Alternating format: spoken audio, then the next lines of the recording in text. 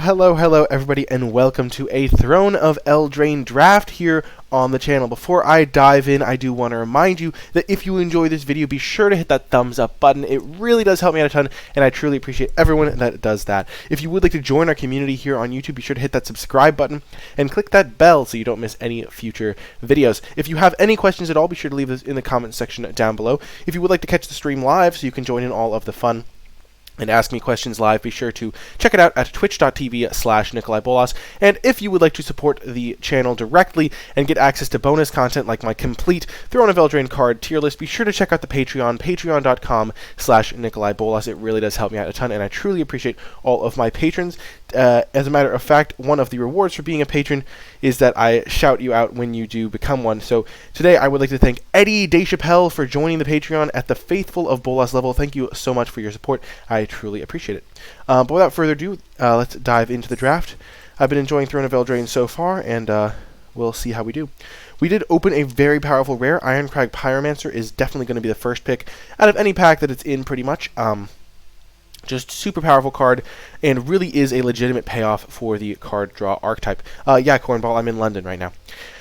The reason this is so good is it's a 3-mana 0/4, so it's relatively resilient to some of the removal spells. Sure, it dies to Reef Soul, but it doesn't really care about Trapped in a Tower, I think, yeah, because it's not an activated ability. It doesn't care about the blue removal spells like So Tiny and the Claustrophobia effect, and it doesn't care about the red removal spells, Scorching Dragonfire, I believe it is, that does 3 damage. So Ironcrag Pyromancer is relatively resilient, and then it has a profound effect on the game. Dealing 3 damage is like a card's worth of value, and when you're already drawing cards, it's just super powerful. It pairs really well with things like Thrill of Possibility, Golden Egg, really think anything that draws a card. After the Ironcrag Pyromancer, I think Surkera the Bold is the pick, followed by Embereth Shieldbreaker. Surkera is just like can win the game on its own. If it sticks around, Embereth Shieldbreaker almost always going to get a 2-for-1 in this format because you can at least kill a food. And then after that, Hypnotic Sprite's a pretty good card. I like Golden Egg. I think So Tiny is one of the best blue commons, so definitely like that card. But I think after Ironcrag Pyromancer, it's pretty clearly Surkera, then Embereth, then Hypnotic Sprite. We're just going to start with the Pyromancer. You don't even have to be blue-green for this to be good, but it is best in that deck. Moving on to the second pack, Beanstalk Giant is quite a powerful card as well. It doesn't pair as nicely with the Ironcrag Pyromancer just because you don't generally have as much card draw in your green deck. Though there are some... Are there even ways to draw that many cards in green? I mean, you can definitely just use red card draw to go with the Ironcrag Pyromancer. It definitely likes blue-red the best, but you can definitely pair it with green. I think Clockwork Servant is a nice little pair with Ironcrag Pyromancer, especially because this card is going to be making my deck no matter what. This is just a very solid uncommon, and generally, like if you're a heavy colored deck, you're going to be able to get to draw a card with this, which is quite nice. Witch's Oven is not something I take early, but it definitely has a home, and it is worth noting that if you can pick up a Cauldron Familiar, Witch's Oven goes up because that is a pretty powerful combination. In the commons here, there is a So Tiny, which I already mentioned as being quite good. I think Rosethorn Acolyte is pretty good as well, but the best common here is Ardent Veil Tactician, which is just the best white common in my opinion. Really powerful card, can tap down blockers, can even be used on defense to tap down attackers before they can attack. Just a really good card. I think, though, we're going to start with the Clockwork Servant. Keep myself very flexible. I really want to maximize my odds of playing the Pyromancer, so taking a flexible early pick like Clockwork Servant is going to be ideal. That was a really weird sound effect. I did not see that coming. Okay, pick 3. Wow, this is a crazy pack. So the uncommons are pretty strong. Elite Headhunter, a lot of the time going to do just good work. You can sacrifice random food tokens. You can sacrifice random creatures that you have laying around. You can even pull off the classic block a big creature and then sack that creature to deal 2 damage to something else. So you can chump big creatures and have good value there. Elite Headhunter is just a very powerful card. It also is in the same color as my Ironcrag, and it incentivizes a heavy red deck, so I could play like a mono red deck with Ironcrag, Clockwork Servant, and Elite Headhunter. That being said, I think it is a step below the Scorching Dragonfire in terms of just the flexibility that Scorching Dragonfire gives, because this really requires you to be either black-red or mono-red or mono-black, essentially, whereas Scorching Dragonfire definitely can fit into the blue-red shell that I would love to play with my Ironcrag Pyromancer. There is an Opt in this pack, and while I do not think Opt is the correct pick, it is worth noting because this is the type of effect that I would love to have with my Ironcrag Pyromancer, but that is probably, like, it has a relatively high likelihood of wheeling or me seeing one late. But Scorching Dragonfire just seems like the pick by miles. It's a very efficient removal spell. get rid of the creature for good, and exile can be quite relevant. I think Savvy Hunter is a good card, but I'm not really looking to play that direction right now. Trapped in a Tower can do good work, but again, going to take the red removal spell over the white removal spell. And then Merfolk Secret Keeper, I think, is maybe even the best blue common. There's definitely a debate for it, just because of how good the mill strategy is in blue. It's kind of mill's like best way to win the game a lot of the time, because blue can control the board with the 0/4. It can play So Tinies. It can play the Claustrophobia. It has a counter spell that also mills them, and you kind of just sit back, relax, and then mill them out slowly with like 2 or 3 Merfolk Secret Keepers. But yeah, Scorching Dragonfire definitely the pick. Okay, things are getting heated up. I think the clear pick here is Into the Story. It just is going to pair into my blue-red card draw archetype, and this card is just fantastic. The Merfolk Secret Keeper is probably going to wheel, and Into the Story is a great way to trigger your Pyromancer, and also you can use it on your opponent's turn, so you can draw 4 cards on their turn, and then use something like a Golden Egg to draw your second card on your turn and just get oodles of value. Hopefully the So Tiny or the Witching Well comes back. I'm not optimistic because those are both good cards, but I think Into the Story is high enough power that it's worth taking here. Okie doke. Okame Adversary is probably the best card in this pack, but it doesn't really fit my plan at all, and I think I'd rather just take the Witching Well. Another draw 2 payoff gets me more solidly into blue. Sure, Bloodhaze Wolverine is a solid like little 2-drop, especially when you're drawing cards on your opponent's turn to make it a good blocker, but I think Witching Well is just going to help me find my early stuff and set up for the later parts of the game. Frogify would be maybe okay. It's like a bad So Tiny in a lot of cases, but definitely just going to take the Witching Well here. And now a Merfolk Secret Keeper. Pretty happy to pick this up. Gives me a nice little way to help trigger my Into the Story, as well as giving me early defenses. The only other card that's like, I mean, there's nothing really even in consideration here. I'm not a Raging Red Cap deck, and Cauldron of Familiar is not really where I want to be here, even though I think that is a good card. And now there's a Spinning Wheel to help me fix my colors for my relatively higher color requirements, or just a Moonlit Scavengers to go with my Clockwork Servant and my Witching Well. I kind of just want to take the Spinning Wheel. I haven't gotten to try it yet, but I think it could be good as just a late game tool, and also just helping me with my mana requirements, casting Clockwork Servants and things like that. I really want to try it out, and this is a very expensive card that I don't think I need to prioritize. And now there's a Joust, there's a Gingerbrute, there's a Gargoyle. I'm not really a fan of any of these cards, so I guess we'll just take the Forever Young, because you never know if we end up in a blue-black deck instead. And now So Tiny wheeled, also a Golden Egg wheeled. Golden Egg is quite powerful as well. Works really well with the Pyromancer, works really well with the Servant because I can use the mana.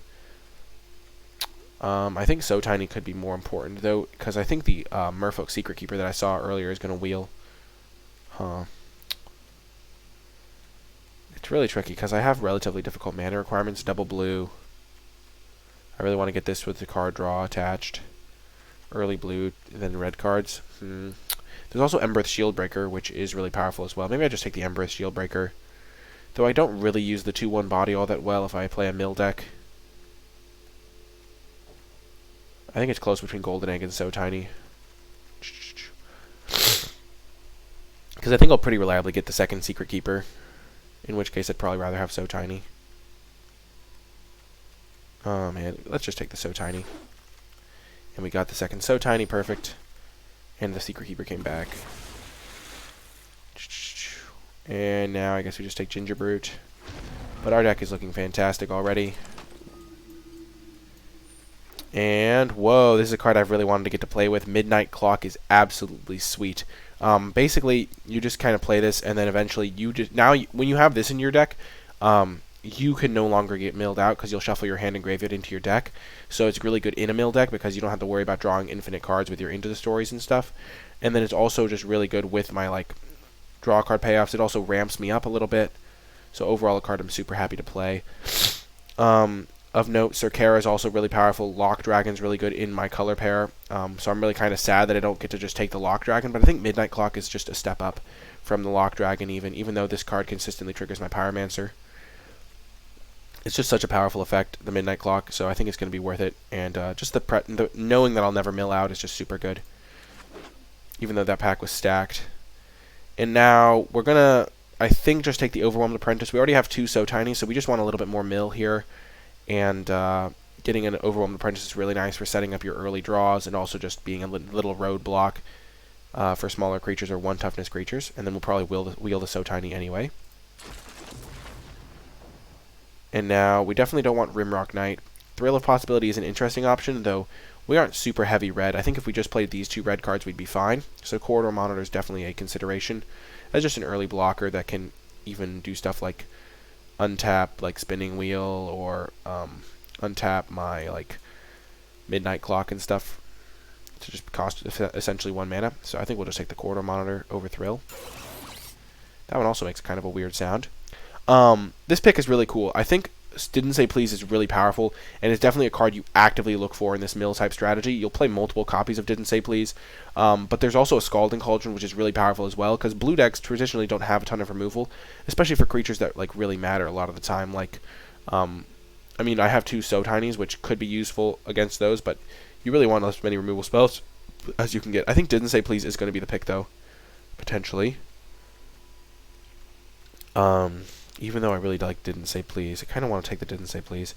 I think Didn't Say Please has a relatively high likelihood of wheeling too, but Scalding Cauldron is really good as well. Just getting those like removal spells. We only have 2 so far, so I think we'll just take the Scalding Cauldron. Hope to get some Didn't Say Pleases later, but you'll definitely play multiple Didn't Say Please, and it's a really nice mill card for this type of deck. And now, interesting spot. Weaselback Redcap is definitely better than it looks, but we're not trying to play it in this deck. The Brimstone Trebuchet, which is again a card we're not interested in.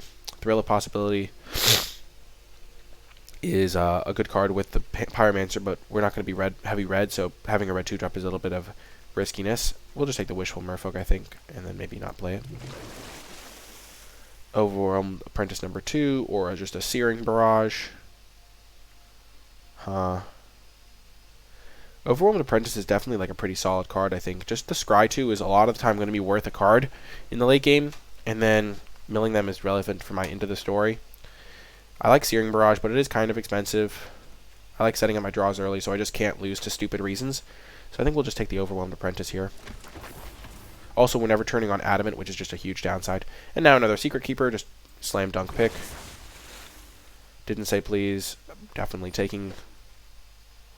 Nothing for me here. Which card would we least like to face? Probably the Guide Mother. We're not going to play the Bloodhaze Wolverine, because we're not going to have that many red sources. We're going to probably run a 10-7 or maybe even 11-6 mana base, because we really want to get Clockwork Servant enabled and have like double blue early to get these going. So let's just take the Guide Mother, because flying is kind of annoying. And then we got the So Tiny back. Thrill came back. Didn't Say Please came back. Okay. Interesting. So, in this pack, Mirror Maid is one that I'm just going to look to see what we can copy. Any artifact or enchantment on the battlefield. Do we sack the clock? You exile the clock. So we can Mirror Maid our clock, we can Mirror Maid our Spinning Wheel, we can Mirror Maid our Scalding Cauldron, our Witching Well, our So Tiny. No, you don't really want to do it on an aura, I don't think. But what else is there in this pack for us? I mean, we probably don't mind. I mean, Clockwork Servanting, it is bad. Spinning Wheel's not that great. Yeah, we probably just want to take the Queen of Ice as just a defensive tool. Mirror Maid doesn't strike me as that good. Ooh, this card could be really nice as just a nice way to clean up the board. We're never going to have 7 red, so you just have to evaluate this as 7 mana, deal 7 damage divided between 3 targets, which is quite potent. We're not going to really have double red for Cercara. Runaway Together might wheel. I think this card's quite nice, though. I think it's between Cercara and Sundering Stroke.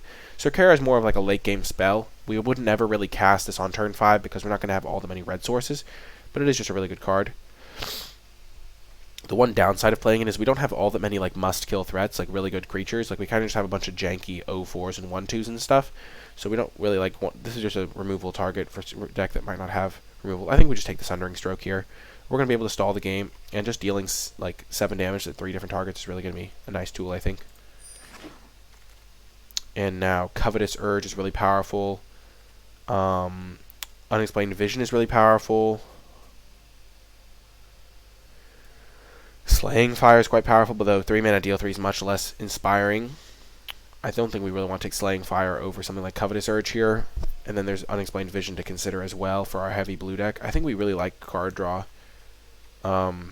We already have one Witching Well and one Into the Story as card draw. And tapping out is kind of sketchy. I kind of just want to take the Covetous Urge here. This card is quite good.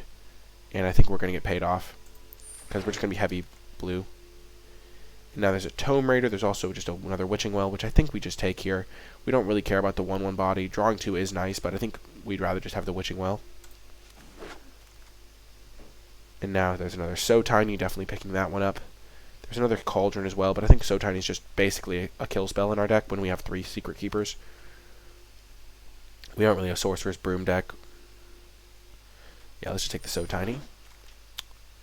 And now Runaway Together is a really nice way to reset our mill cards. Also, like, protect our stuff from removal, so I like Runaway Together. And now another So Tiny. And another So Tiny. And sure, we'll take a Wishful. Runaway Together came back. Perfect. Sure.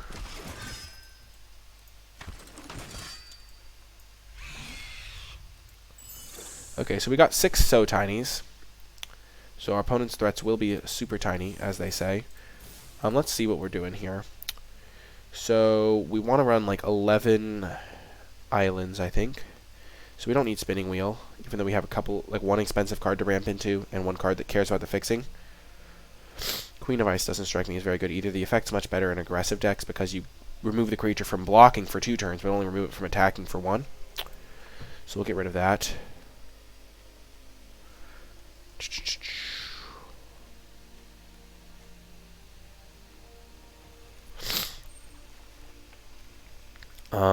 Do we want to go 11-6 even? I think so. Because we have Covetous Urge. We have to get rid of 3 cards. Huh.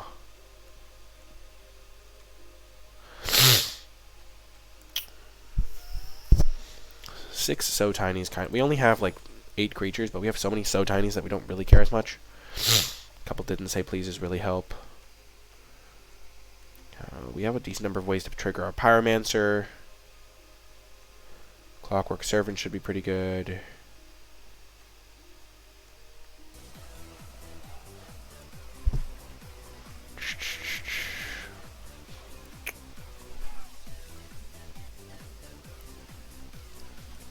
Thank you so much, Jepjack, for the follow. I really appreciate it. Or Gepjack, however it's pronounced.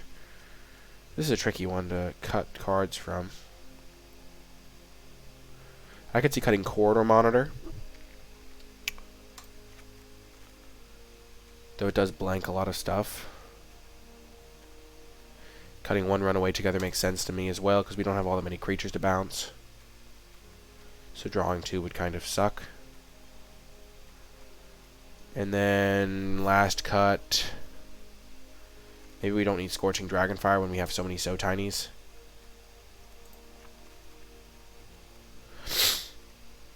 And then we could go 12-5 even, maybe.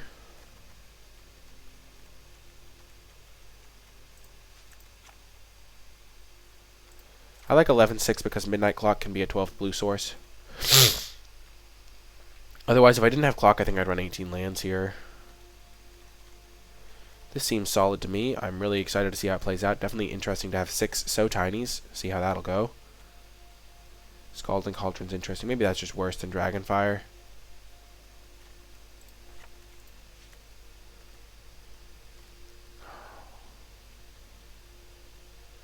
Yeah, I think it's probably worse than Dragonfire.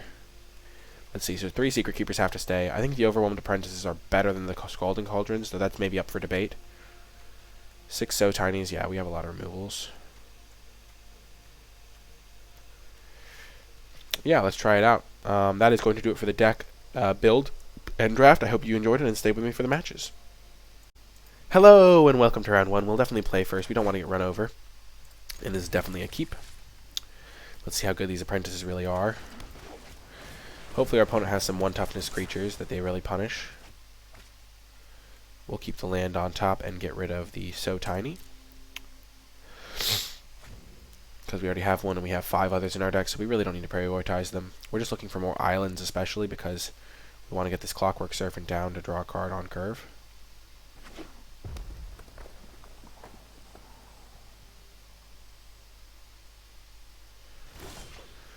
Okay, so let's attack for 1.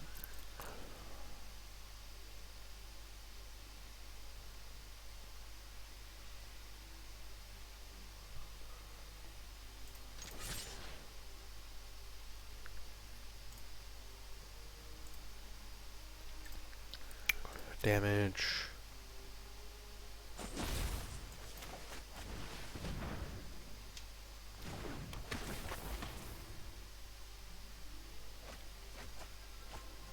Okay, we will keep the island and get rid of the So Tiny, and then we'll play an island.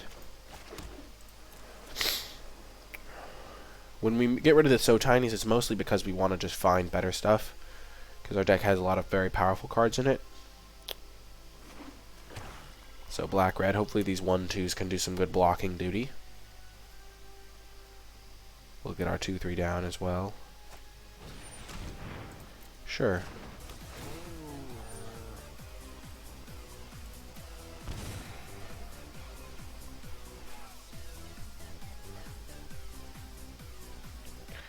Welcome, my baby mama,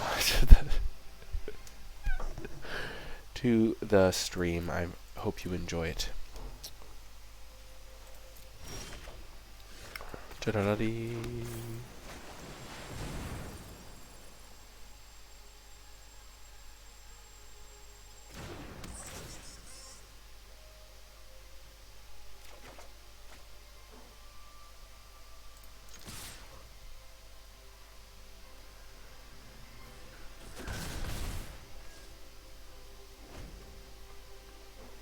I think attacking is still correct. We have a lot of different tools to potentially win with damage. Okie doke. Now we can just start holding up didn't say please. And our So Tiny. We have only 26 cards to go. Hooray! 2 on top. That's not great. Maybe it's just lands. Ooh, Midnight Clock is tempting, but we're going to wait on it 1 turn. They did scry to the top. So we do miss 2 counters on this, but I think holding up didn't say please is important. Because they could have something scary. I don't know. Maybe that's just bad. Because I think I get to hold it up next turn. And I can add back the counter next turn anyway.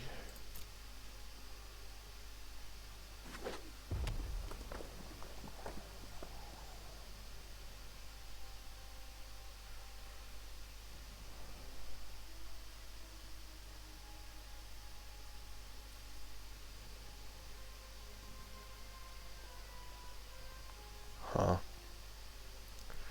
That was probably a mistake. I could have just So Tinied whatever they played.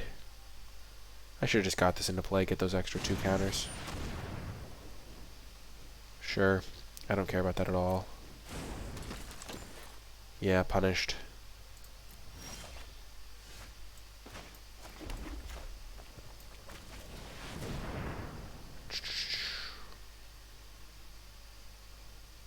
And now we have to hold up our didn't say please in case they have a Circara or something. I wonder if it makes a bong every time it gets a counter. No, it doesn't. Sad day.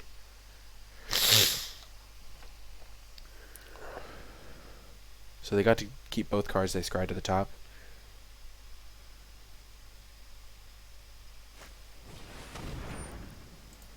Sure.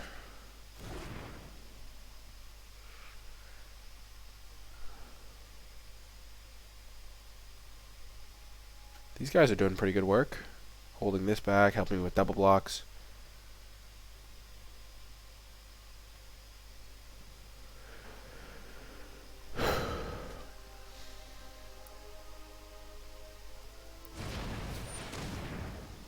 Nice.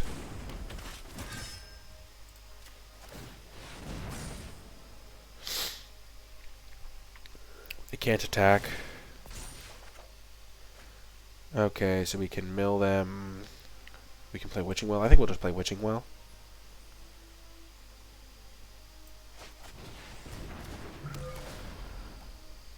Definitely don't want those. And then we'll just mill them for 4. And then hold up our counter spell. But it looks like we're just holding up our Wishing Well, which we kind of are.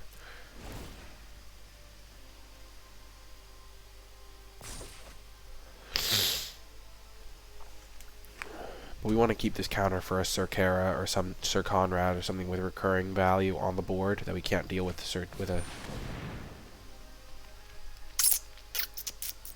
4/4 is big, but we can just so tiny it. But I guess does it stop becoming a creature?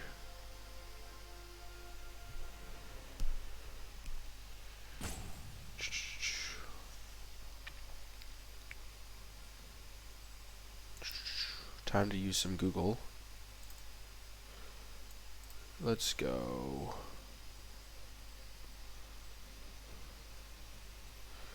I don't care, okay. Enchantment, removal, versus vehicles.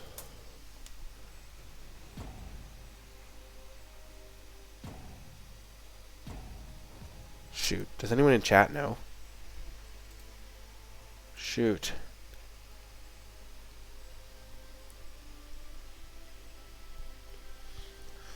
Shoot. I don't think it... I think you can so tiny it, probably. Maybe not.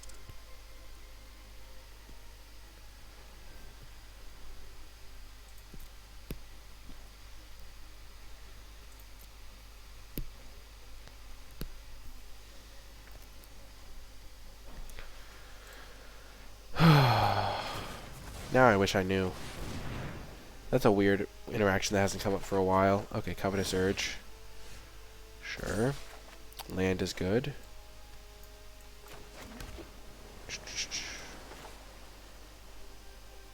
Time to find out, Radalorian. I agree. Do they have anything in their graveyard we really want? Not really. I think we just steal from their hand.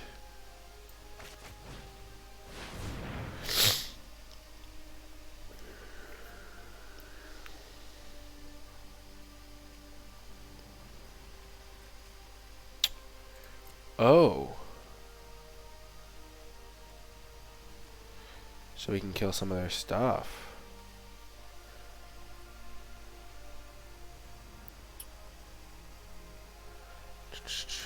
We could just take Forever Young.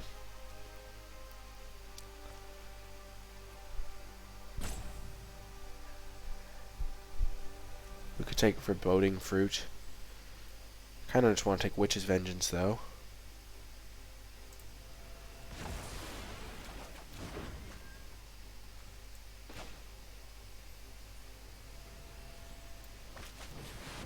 And then just name Knight. And kill these two things.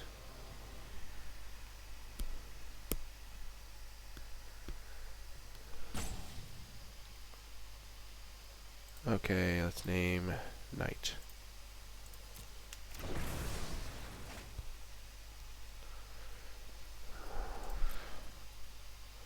Time to look it up now that I have more time. How do vehicles work against pacifism? MTG.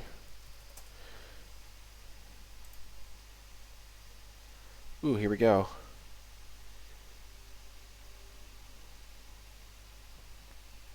Oh my gosh, it falls off, so I should have countered it probably. Sure.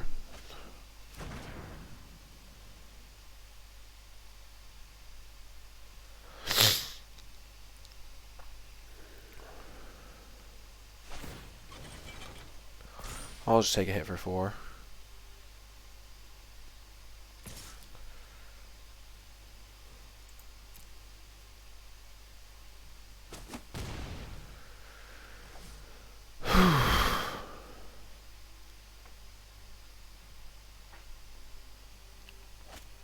Yeah, it definitely falls off. They're helping me with my mill plan.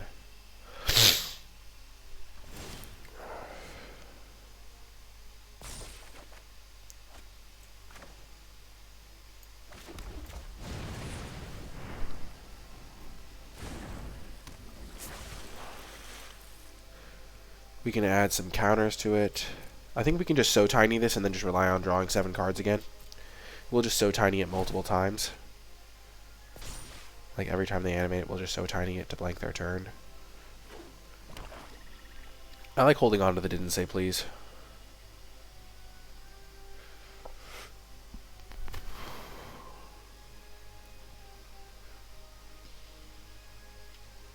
I think the reason I got confused is because I know vehicles like keep +1/+1 counters, which is what like kind of confused me.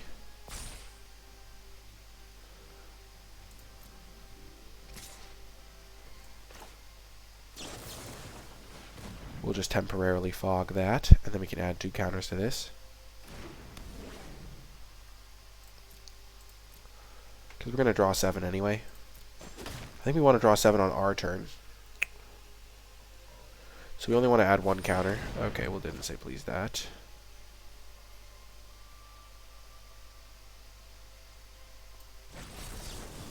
No, thank you, is what I should have said.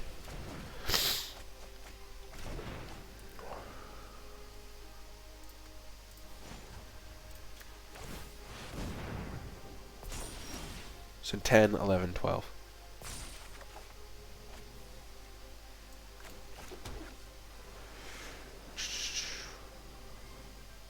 Or just do it now.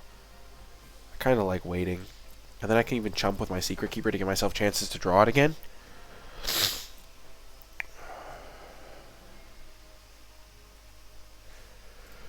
And then we can hold this up in case they have artifact removal.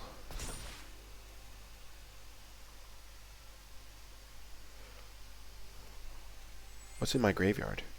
Some good cards.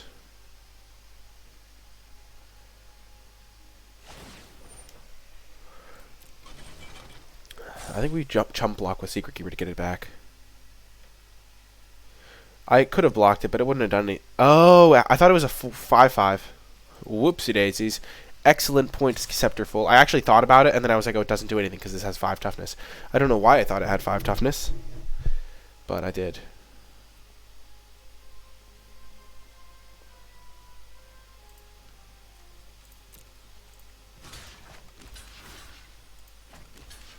So they have 9 cards.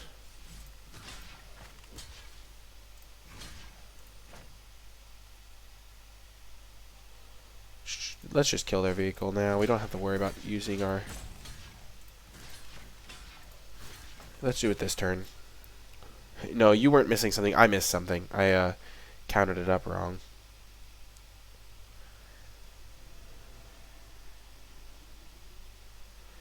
We'll so tiny it again.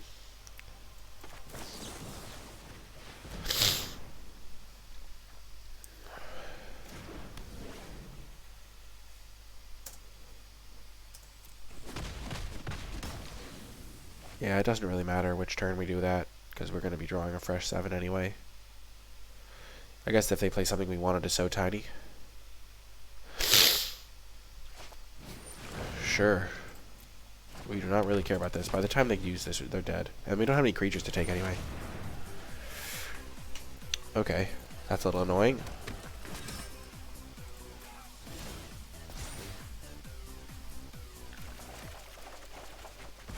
Heck yes. Oh my gosh, that's fantastic. Okay, that's absurd. So we can use Sundering Stroke and with Adamant? That's actually absurd. Oh no, it's only if we use all red. We'll just use it to kill Cercara, Piper, and a rat or something.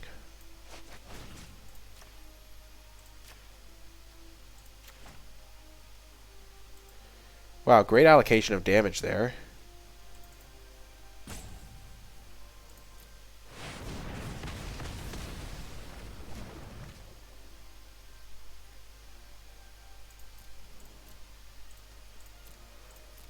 Excellent allocation of damage.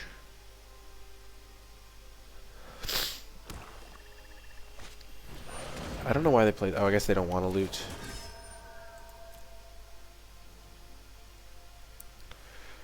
We don't mind taking their Cercara.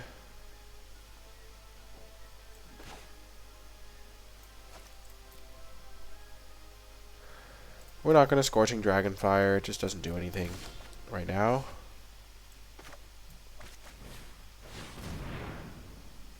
I think taking Sarkera makes the most sense.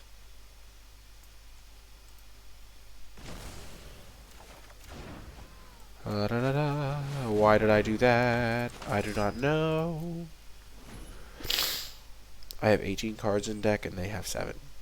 I can just start picking their stuff. The classic 4 so tiny hand. No, my Sarkera has died.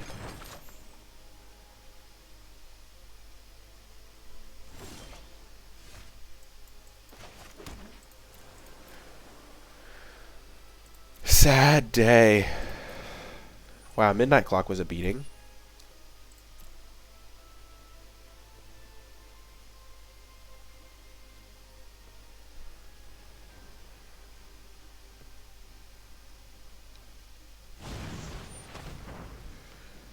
So I take 2. Sure. Oh, no, I take 1.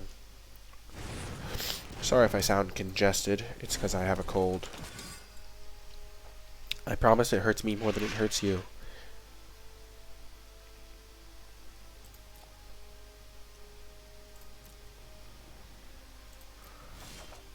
Hooray! Draw 4. Draw 4.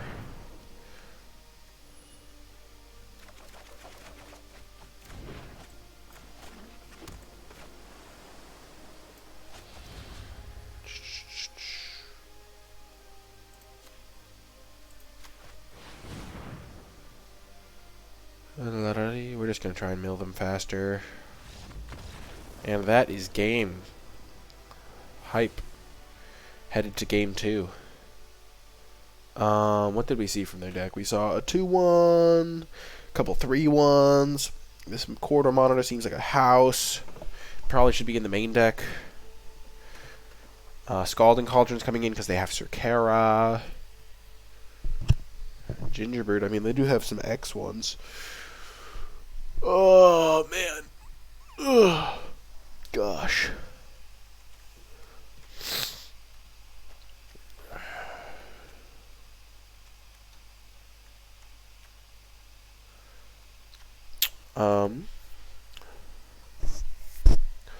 That is so sad, Eldraine Feats.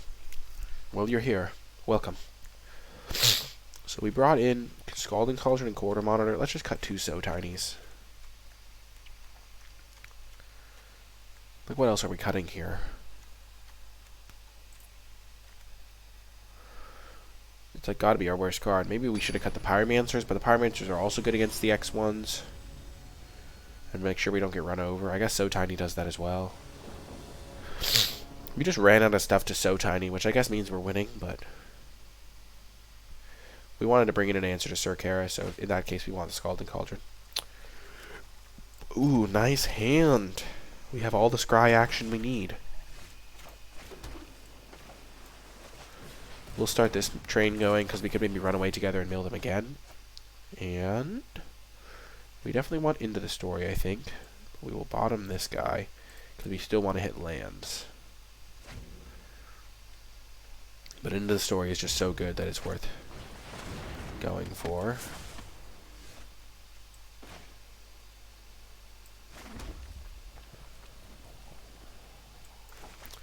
Let's just grind into more lands or more mill or something. We don't need that, but we do like land. They can make a couple of things. We don't have anything for them to take, really, is the thing. Like, if they spend their turns making rats, like, next turn we could just run away together and bounce this plus the rat they make, and then get another scry too.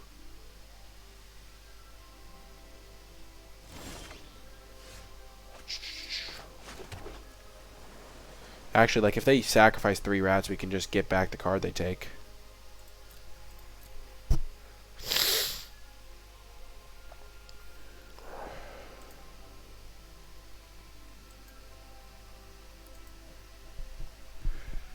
La da da da. Like, honestly, it's like so good for us. Controlled to their owners. It's like, sure, they take our apprentice and then we just get it back. Seems good to me.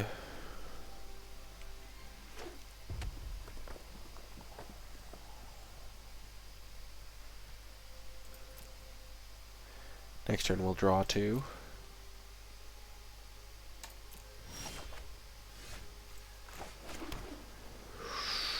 Yikes, maybe we just mill them. But then how do we get our next card? Yeah, we're just going to draw 2. Because we can mill them for 4, but we don't know how to get the next card into the graveyard.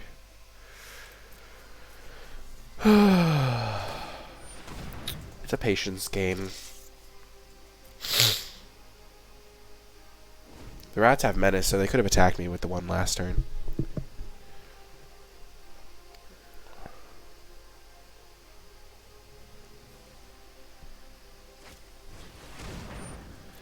Okay. That actually makes our end of the story come on soon.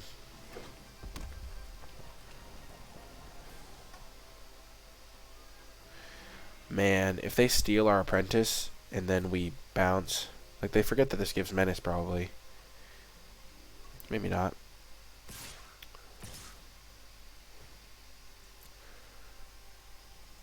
But if we if they steal our guy and then we bounce our own Secret Keeper.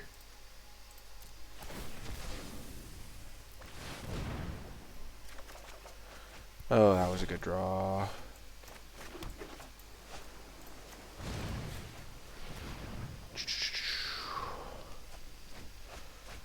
Ooh, they have a bunch of decent cards here. That was a good mill.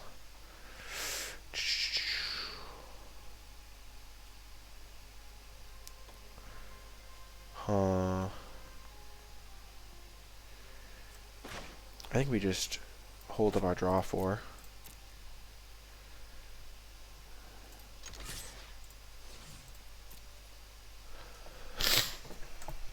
Like, if they want to take our 1-2, we are fine with that. Like, whichever card they end up taking, we'll just bounce with our runaway together. And if they don't end up taking anything, we can just play them our Folk Secret Keeper and then just have double blocks on them.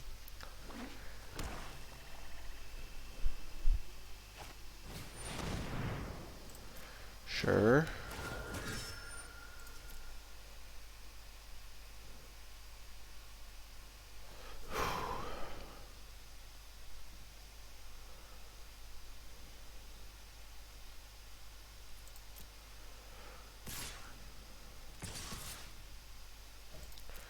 They are definitely a little annoying.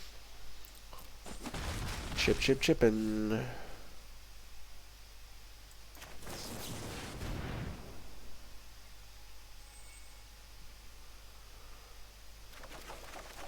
Nice. Oh, that's so good.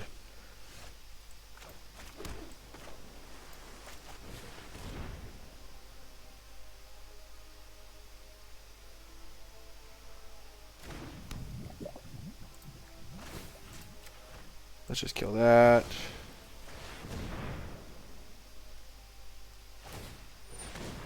Sure.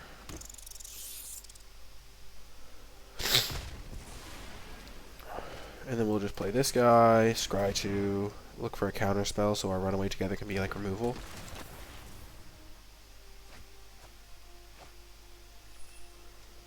Well, that's a fantastic card. Sure, it doesn't help right now, but it will help.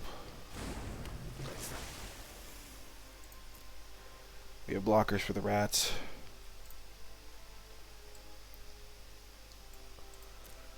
They had another scare card. Oh, yeah, they have Circara.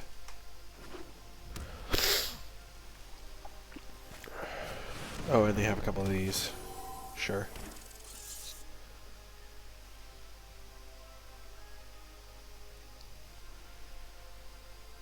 Opponent's deck is kind of gas. Sure. They have a pretty solid deck. We have 8 mil, 12 mil.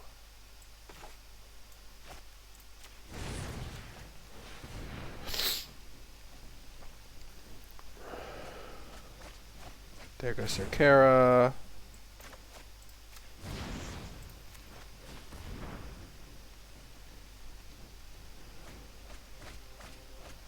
There goes Bacon to a Pie.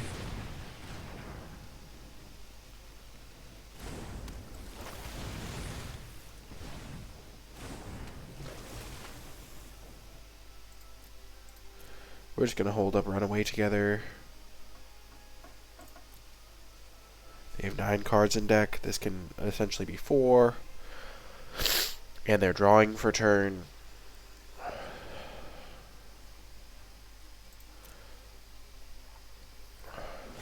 So we can block, then run away together as a way to just not have anything happen.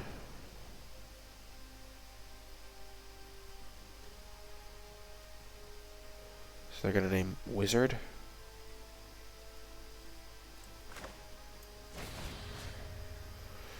Let's bounce a mouse and a wizard.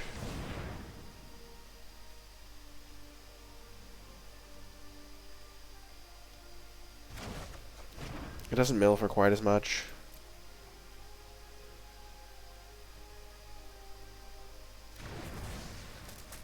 Yeah, they name Wizard. So we'll so tiny this thing.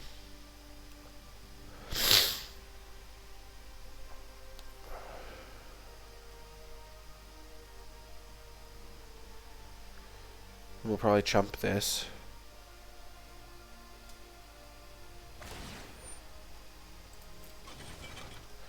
Rat and mouse working together.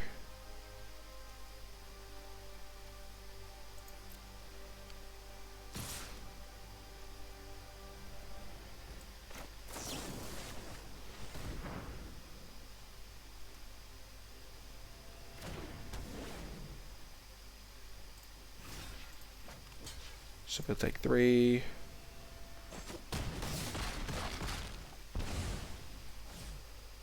Big draw.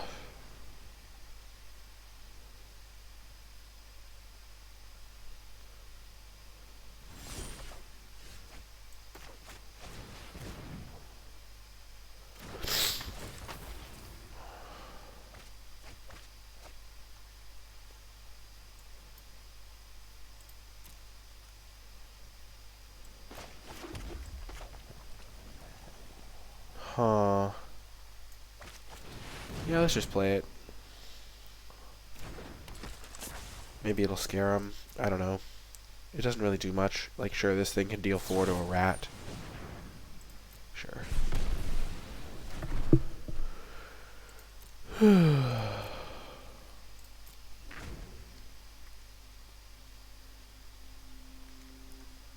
This guy's gonna be really good.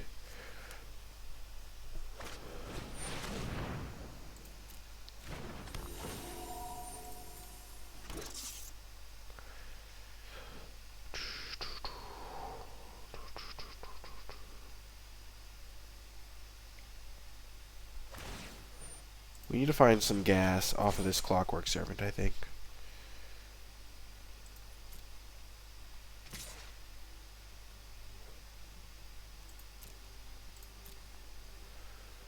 We'll take it.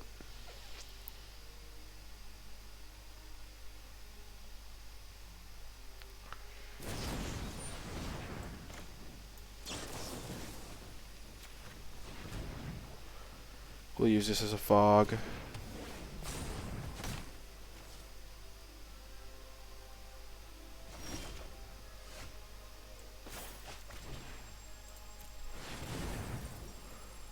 Come on, big draw. Yes.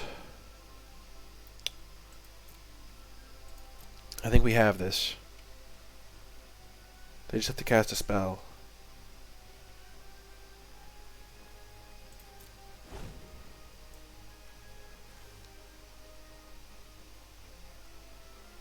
And they're almost definitely going to go for this Rimrock Knight, I think.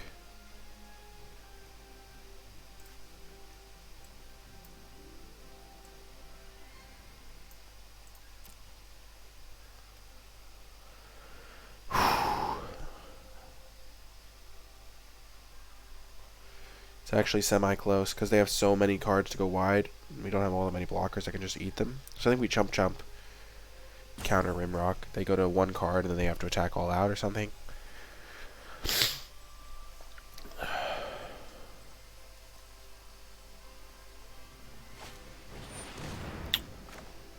Well, that's easy.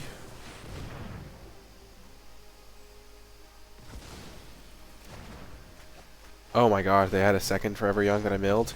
And opponent has seen enough. They scoop it up. And that's going to do it for round 1. I hope you stay with me for the next round. To round 2, noteworthily, we did make some changes to the deck. We cut one So Tiny for a Scalding Cauldron.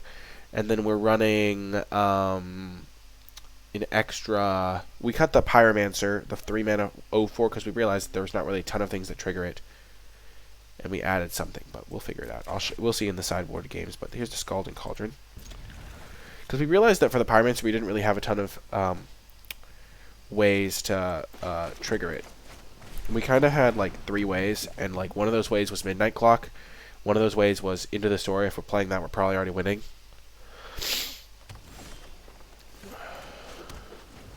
So hopefully we draw another island. And also the island really helps with our Covetous Urge. Okay, this card's kind of irritating, but not really, because it's like a non-threat like that we don't have to deal with. This was a good draw.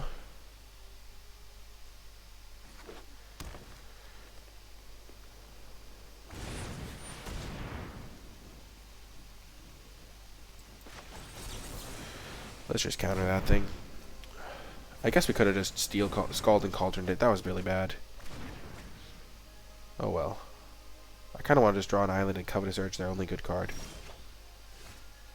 I also want to get this thing going. So, yeah, but I should have definitely just Scalding Cauldron that. I totally forgot I had this card in play. So that was a little bit of a mistake. And by a little bit, I mean like kind of a major mistake. That hopefully doesn't ruin us.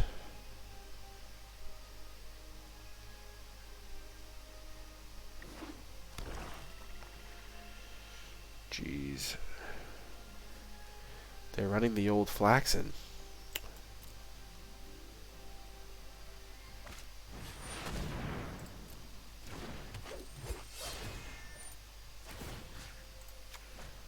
We're just going to kill this. So Tiny definitely deals with it, but we don't want them to have like a pump spell or something that they need to cycle through. And getting it into the graveyard is helpful for our Into the Story. Heck yes, let's see what you're working with, buddy. So there's an Innkeeper, which is always terrifying. Foreboding Fruit. I'm kind of most scared of this Innkeeper in a way, but they have nothing to go with it. So I think I just take the Foreboding Fruit.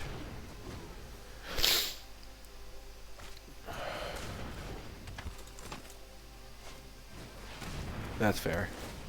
I kind of expected that. And we have So Tiny to deal with that.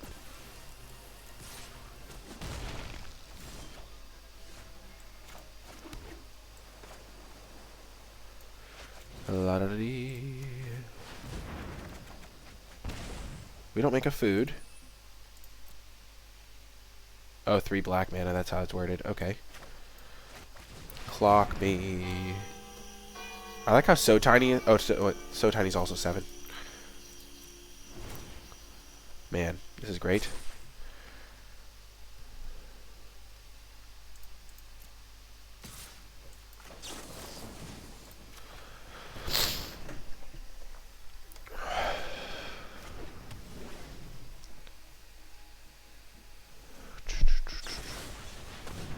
No, our clock is gone. But also, they should have done that after damage. Ha. Outplayed, monsieur. Get wrecked. Haha! Opponent concedes to the glory of draw 4. Let's go. Oh, that's hilarious. Okay, so they have some adventure stuff going on. They have a Lucky Clover. They also have a little guy that we want to be able to kill. So I'm glad we have the Scalding Cauldron.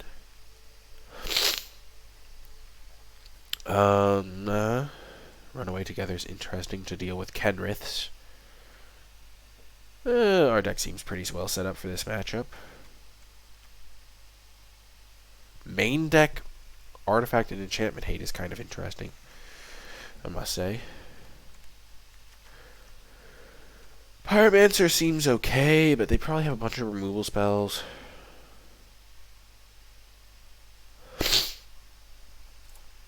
Those are the changes we had made to the deck, though.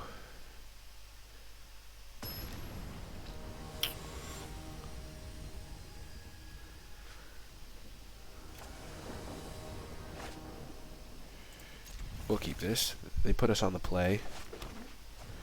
But getting this down and then playing Covetous Urge seems good. So we just need to draw a land here for this hand to really come together. Oh, they have Innkeeper. That's unfortunate.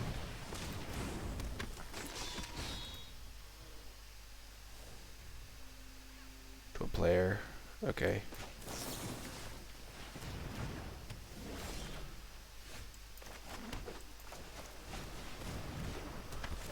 Land me.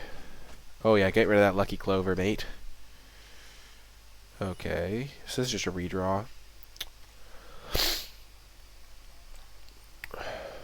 Do we even want it though? Probably. I mean, we're gonna go turn 3 Midnight Clock into Covetous Urge. So we probably want it. Maybe we just wait a turn on the Covetous Urge.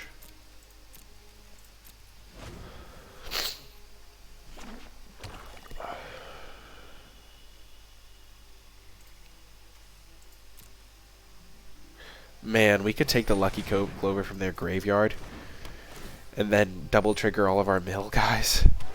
That's actually kind of a sick plan.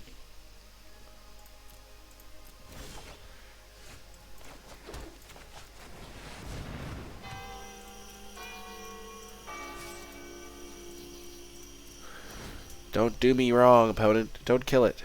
Please. You're my only hope.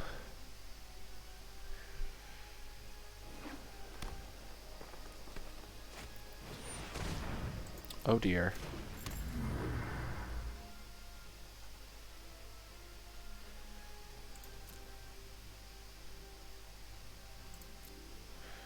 Okay, Covetous Urge, do your thing. Oh gosh. Well, 2 Unveil's pretty annoying because then this thing can kill our clock.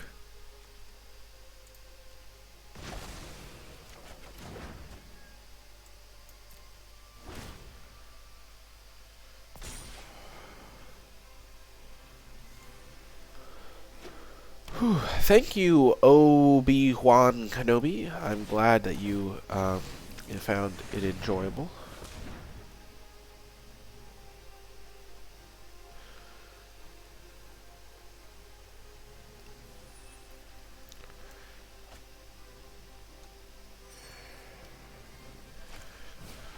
Witch's Oven is definitely good tech against our So Tinies.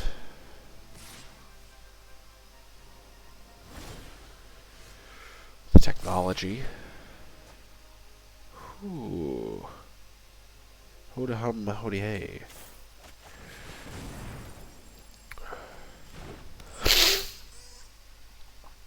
That thing makes really weird noises. Unfortunately, we're whiffing on lands, but we're in fine shape. Sure.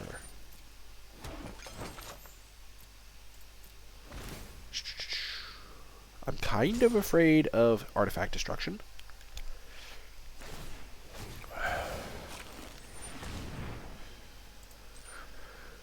But didn't say please is going to be really helpful. And we'll start hitting them for some damage. For no reason, really. I guess when they play the drawbridge, we will stop. No attacks.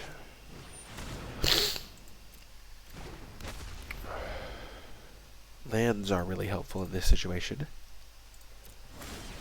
Whew. Whew. Let's go! I knew we'd get there. I believed. Ugh.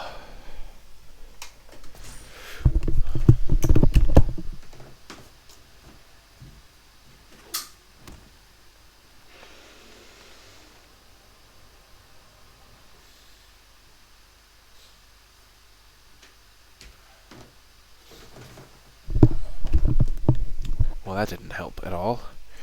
Trying to relieve my congestion.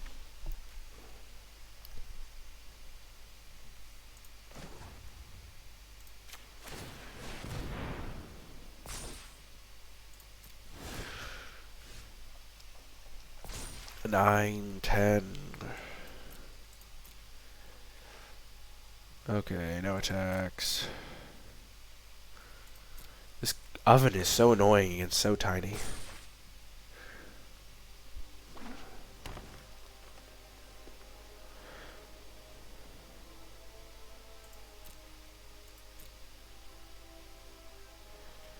$11, $12 on their turn.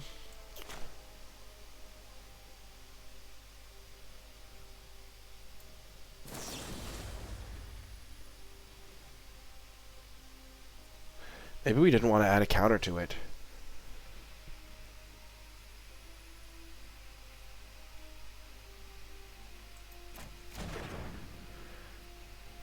Huh. Weird situation.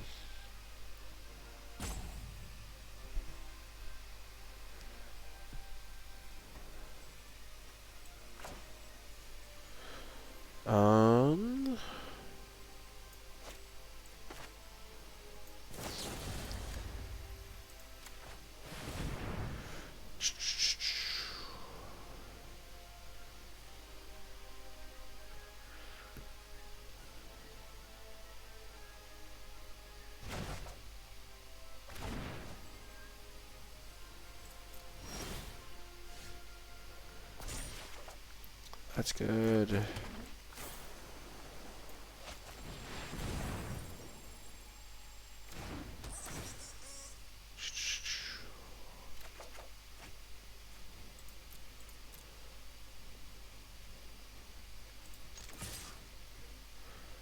Got him for 1. Well, shucks. That wasn't very good. Should not have put the counter on it, I guess. That worked out okay. We get a draw 4 at least.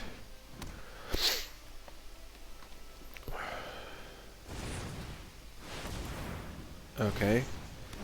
6 2/2s, I see how it is. Go, 2-3, go.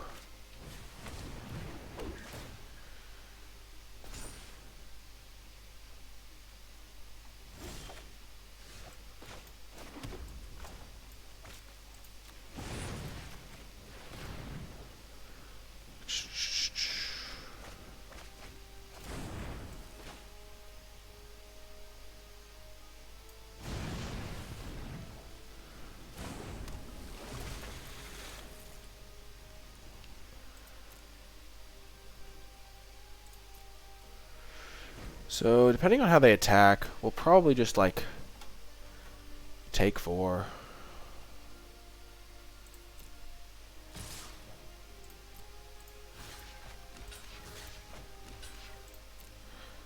They go for a pump spell, we have our Dragon Fire.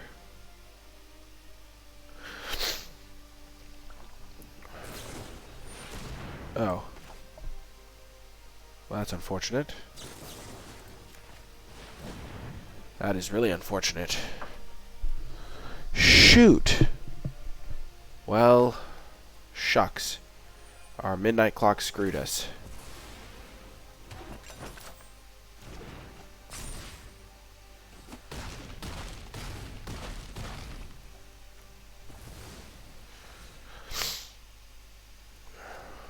This card is really good.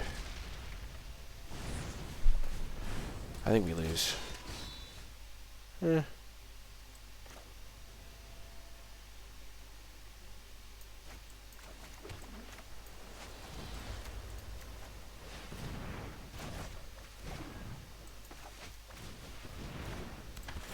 Shoot. Well, Midnight Clock was not a success there. Gotta be said.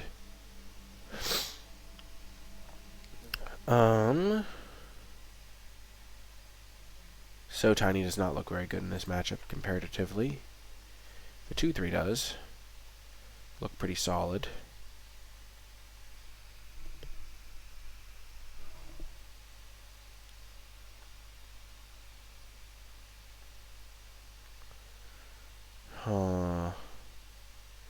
Maybe we want the Pyromancer in this matchup. Or just another creature. Let's just bring in another creature.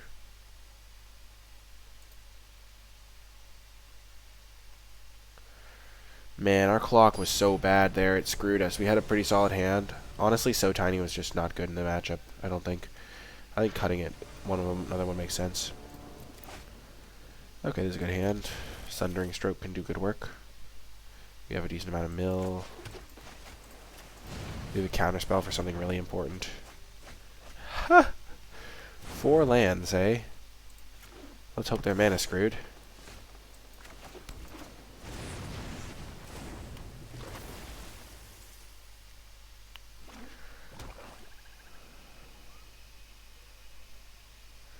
Lucky Clover is really annoying against me because it gets through my counterspell.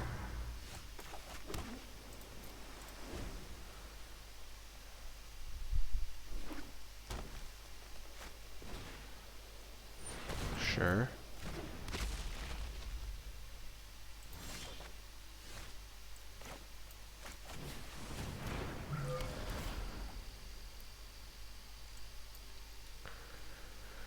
Quarter mana, not really what I want here.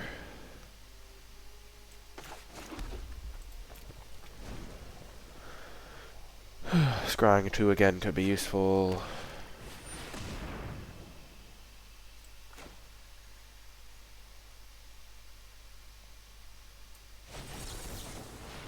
I'm a little bit sad to have to counter this, but I kind of do, because otherwise they'll give it haste.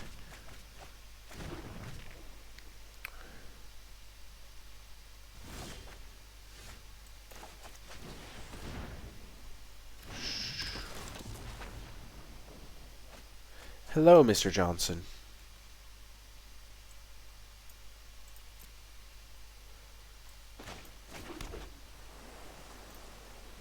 So we've milled 1, 2, 3, 7 lands.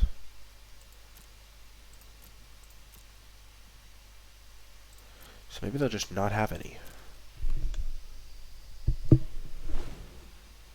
They probably only have 6 left in their deck. 5 left in their deck.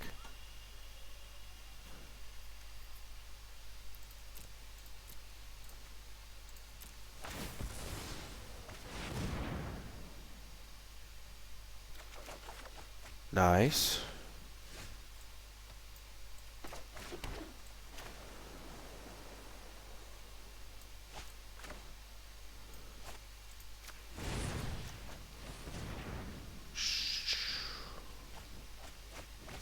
Nice.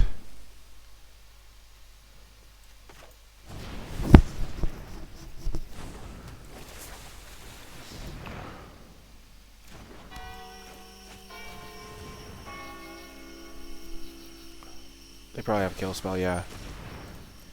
Gosh darn, return to nature.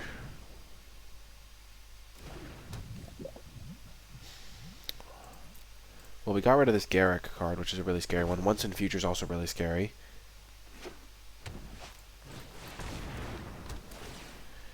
The fact that they have better value than us right now is really sad.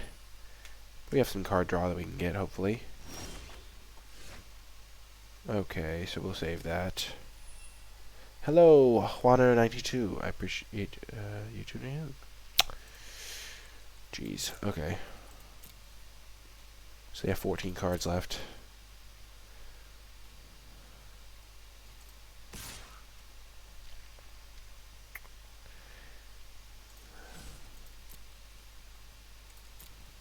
We don't want to use our Scalding Cauldron on this thing.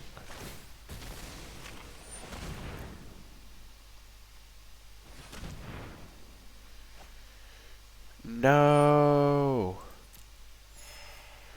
6 bears incoming! They do have to find a land as well to do that.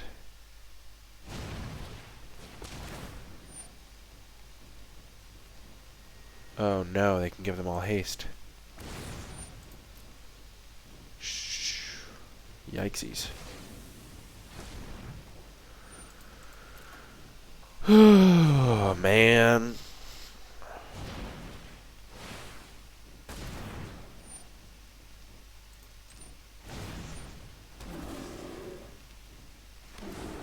So irritating, there's just so many bears.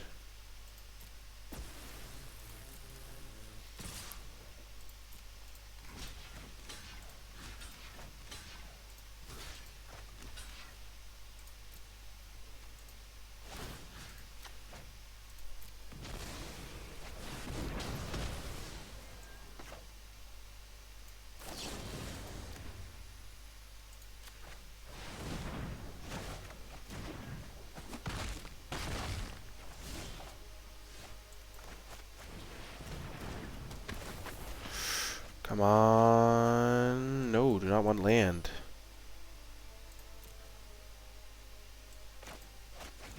Into the story, please. Jesus.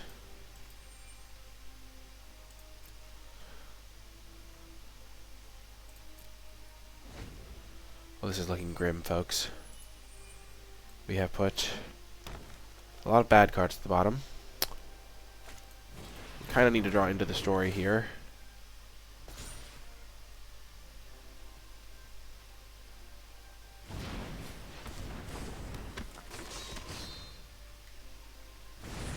If we draw into the story, I think we can stabilize.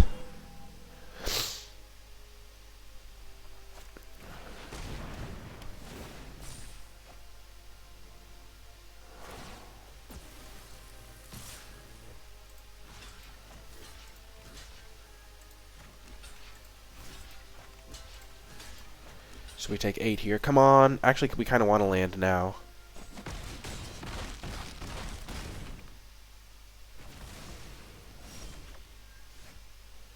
Scorching Dragonfire, eh?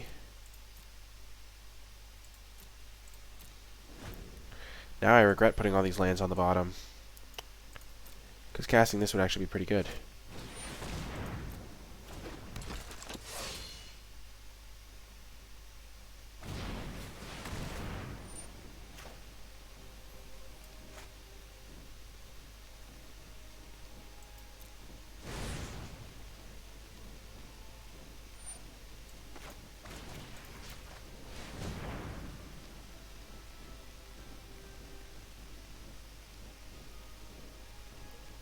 We're gonna lose.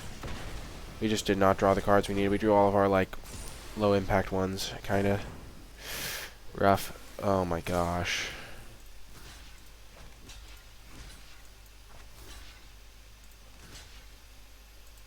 So we take a decent chunk. A land might be enough still, because we can kill these two. Gives us a turn at least.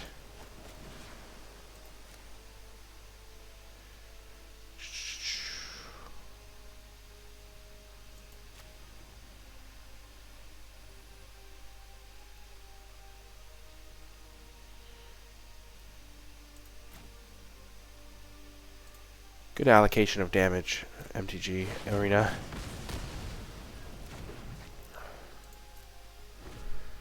Oh my gosh, I'm so sad we're gonna lose with our deck. The stupid go wide plan is just too good against us.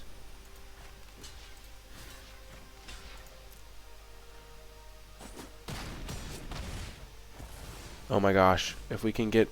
Do we have a third Secret Keeper? This is one. Okay. So we have one Secret Keeper there. 2 in play. We have 21 cards in our deck. These ones we know. So if you know 6 cards aren't Secret Keeper. So we have 15 cards in our deck. If we draw Secret Keeper here, then we can win.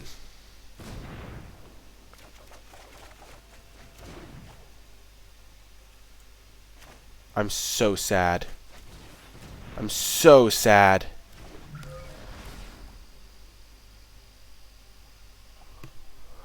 It was the next card! No! God! The sadness! Oh my god.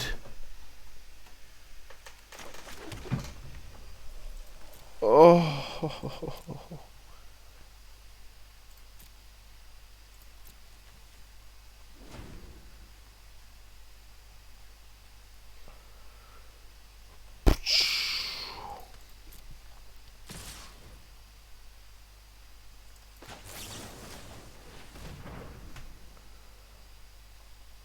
Oh my gosh.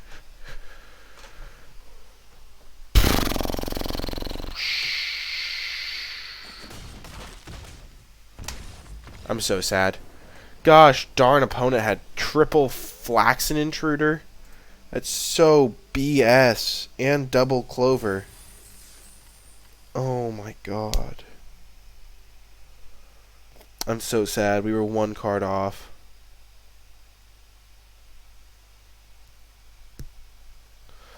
Maybe we could have won if we had kept our Sundering thing. Like, just kept a land so we could cast that. Man, that was sad. We were one card away, and our opponent had pretty good draws, I'd say, to beat us. I mean, they had the Flaxen Intruder with double bear, and we didn't have a counter spell. I mean, we can't counter it even. So that's just really hard to beat. But yeah, that's going to do it for that round. Then I hope you stay with me for the next one. Round 3. We're keeping this hand. We're crying silent tears for last round. Oh, the Mill Mirror match.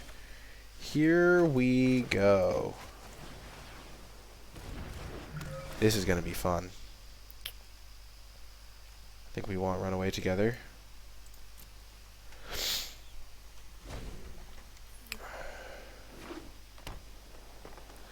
Blue-green mill, eh? I think our deck is very controlling, so we should be in good shape here.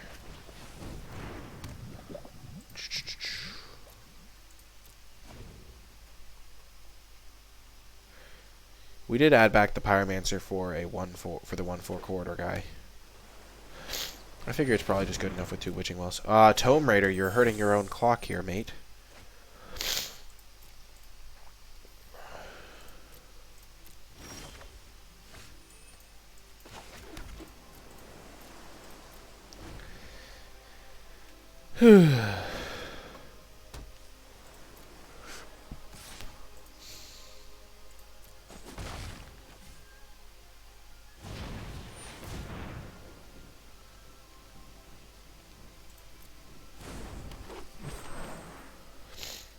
Rare or mythic?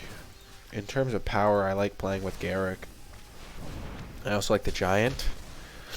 From just fun, let me think. Not sure. Hard to say. This is why we run like a 12/5 mana base, because getting triple red is kind of awkward in your early draws. Ooh, they have a Plains.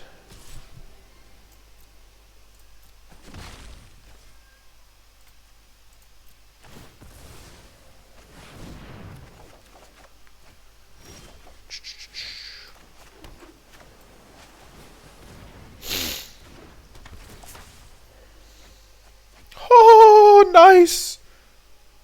The sweetest of mills.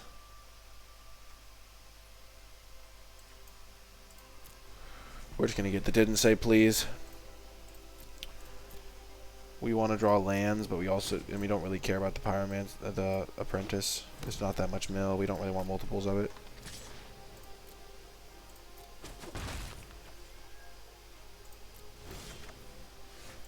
It's like a didn't say please mirror.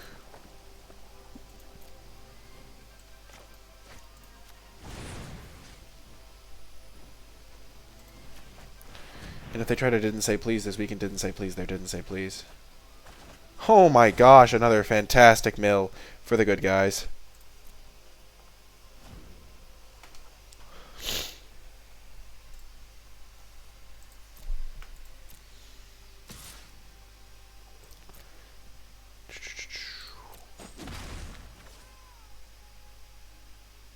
Try to cast a spell, opponent. Make my day. Oh. 100%. 110%. I guess we could have so tinied that, but I really want to... Maybe we were supposed to just so tiny that. Yeah, we were definitely supposed to just so tiny that. Rats. I just want to get the mill going. Yeah, we were supposed to so tiny it. I got over eager. I was so hyped because they tapped all their mana. We'll use our so tinies eventually.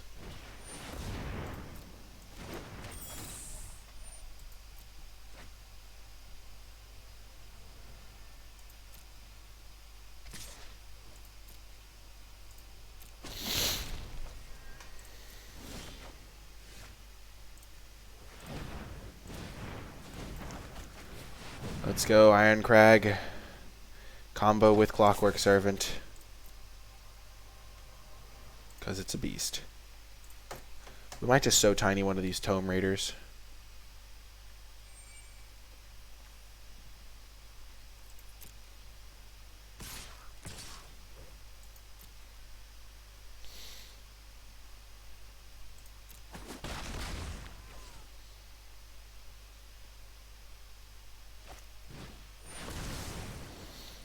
We'll so tiny that.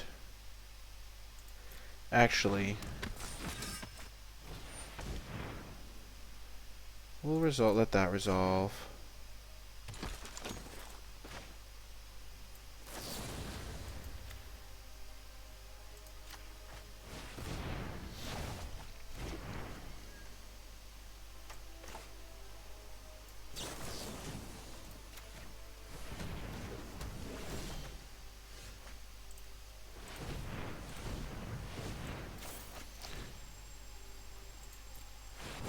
I think we'll just zap the innkeeper. Okay, yeah, we'll zap the innkeeper.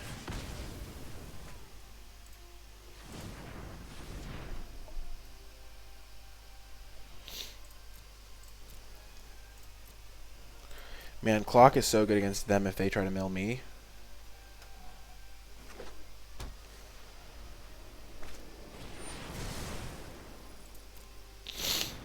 We can just let that happen.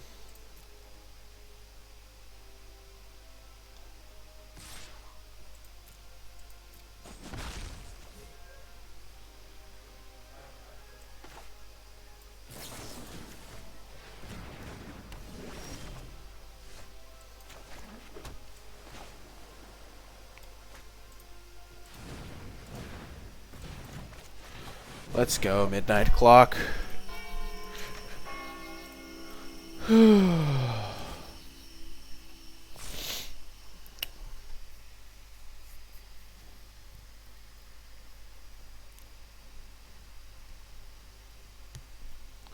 Also, I would like to say thanks to everyone who's tuning in. It's really fun to have some viewers in the chat and talking about plays and stuff. It's always a fun time, so thanks for tuning in.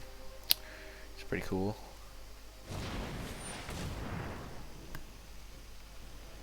Okay. Sure.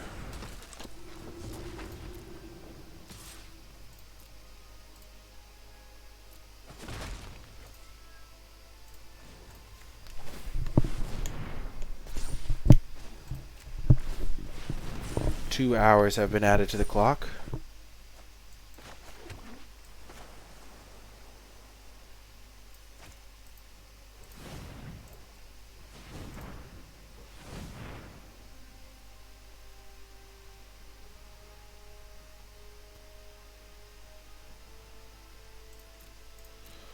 We don't really care about any of their stuff. We don't need to kill it. We can just block this thing forever.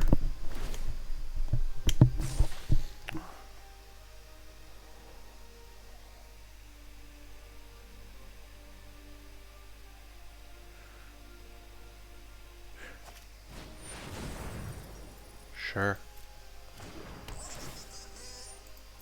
So it makes such a weird sound, like a duck.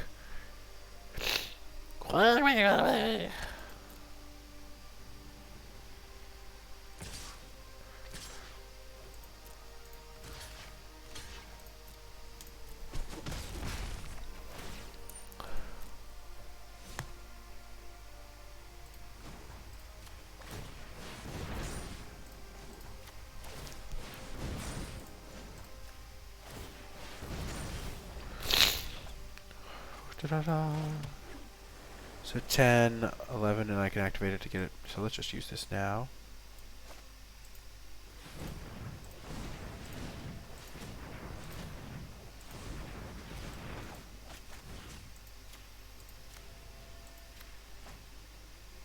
I love how it chooses such intuitive choices.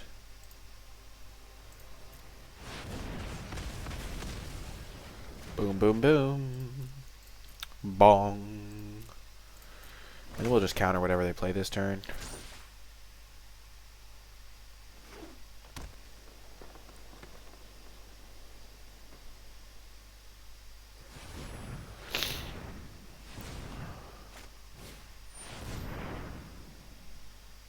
Sure. They're just getting closer to milling. And we can zap it with our Pyromancer.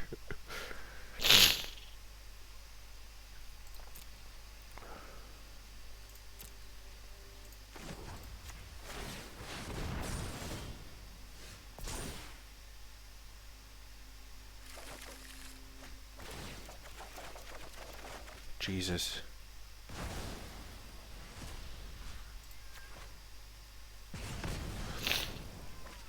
I thought they were a mill deck, but it turns out they're just like a random like mid-rangey deck.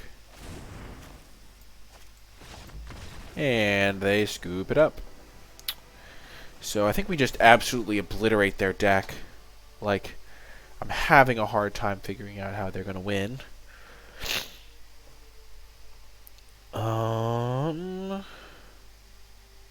Yeah. Let's just run it back. That was pretty good. I think we found the best configuration for our deck. Even just getting one lightning bolt out of the 0-4 is just so good, and it's really threatening. Like, it scares the opponent out of making some plays. Oh, man. Niolan Hotep. Thotep.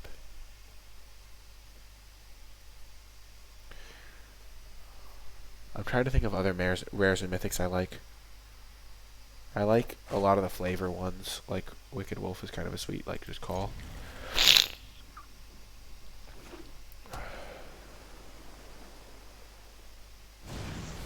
Got me. Well, that's not cool, bro.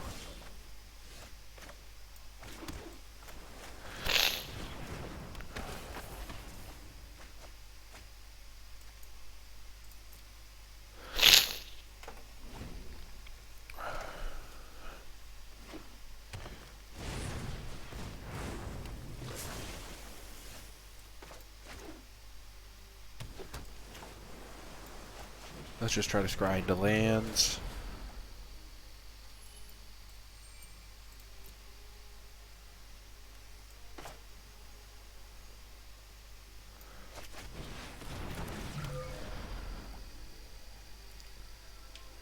Agreed, Obi-Wan. You gotta have a focused game plan, in my opinion. I think we're just gonna try to get as many lands as possible because we have these wishing wells, so we don't really need the Secret Keeper yet.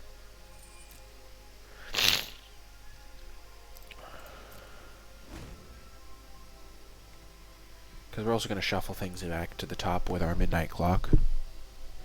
Though they probably brought in some enchantment hate. Wow, natural Tron. They got all their colors going. What a legend.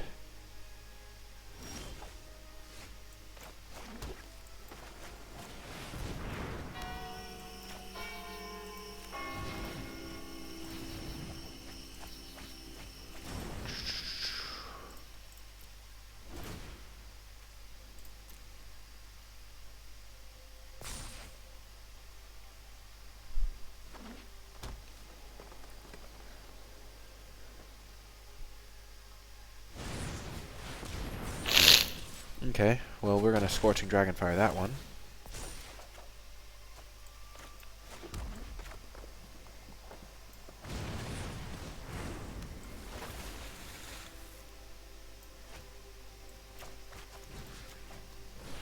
We'll just do it now so we don't get wrecked by a combat trick. Oh, man.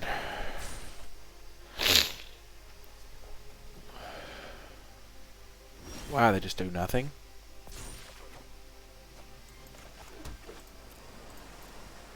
I think we're just going to hold up mana and then draw cards. We have 6 mana, so we can draw cards and activate it so tiny.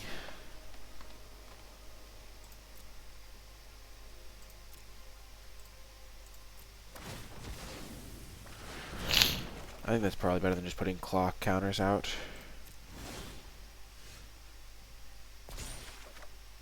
That's a good draw. Keeps our clock protected. From like a True Love's Kiss or something. They look like they're kind of mana screwed. Sure.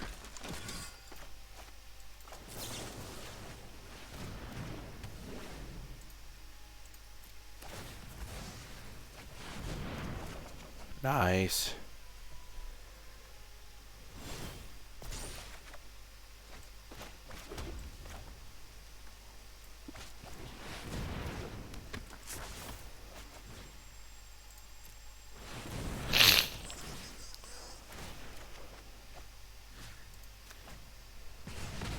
Whoops. I don't know why I targeted the 0-4.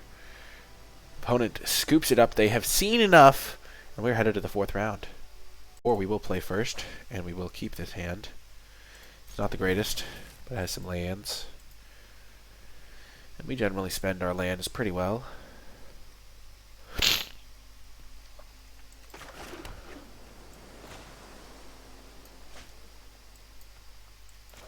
We won't alert them to the fact that we're milled just yet.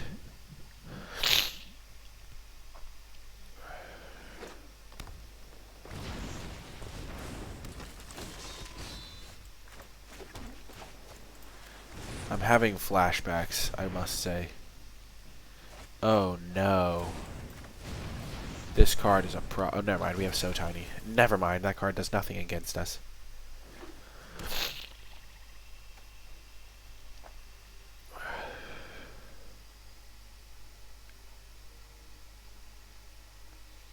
I think it's just a going to school thing because there's a lot more germs than you're used to. I get sick like most times I go to school. Like, not every time, but a lot of the times.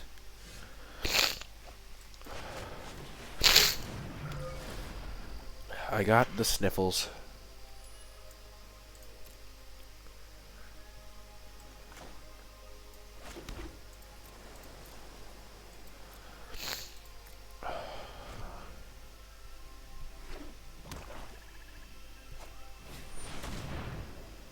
Nice. The value. So much value, so much win.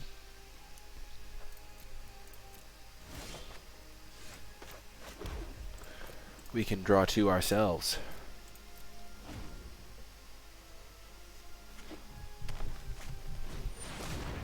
Sure.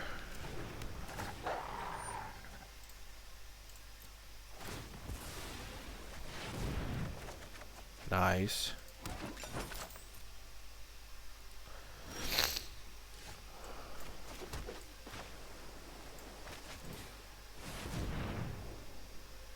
Ooh. Ho ho ho ho, yes! Well, that's gonna be fun. So, yeah. Good luck, opponent. They get to draw a card from their Wicked Guardian, and then we just slam this Revenge. And have a couple So Tinies.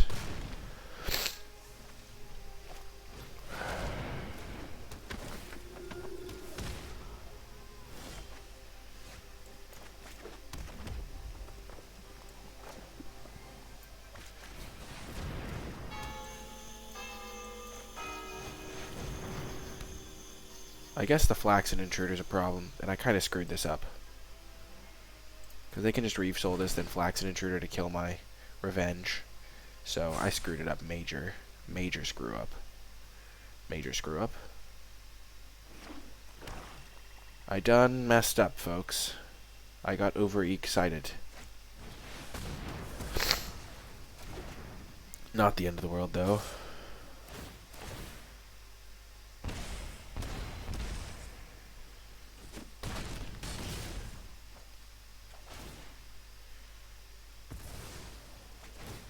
I wonder what it's going to kill. Is it going to go for my Midnight Clock? No. Goes for the very standard. Oh, shoot. I have to kill that immediately. Well, that's dead.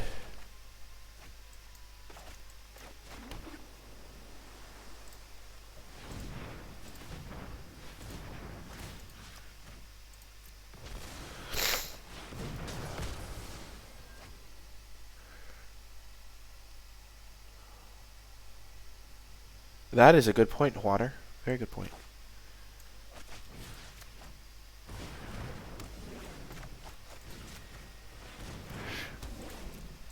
I'm going to start activating Midnight Clock. Because we want to get our cards. Cards value. Not going to lie. I kind of wish that I had not screwed this up and was not going to die to Revenge. And had a Revenge of Ravens in play still.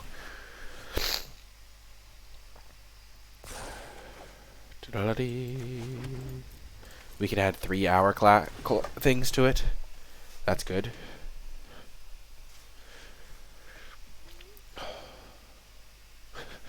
This Bacon Topai is not going to do much against me, I'll tell you that much.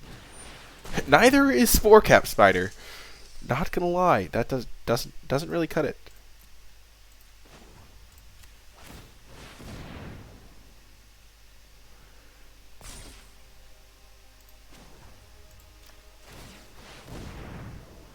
So my turn, it'll go to 9, 10, 11, 12. I just want to get as fast as possible. Because I want my cards. Because I don't want them to draw away to kill it.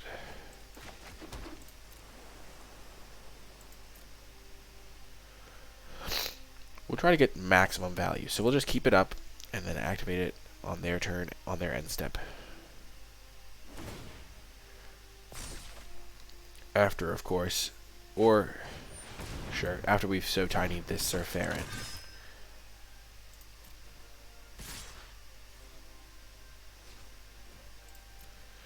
You got me, opponent.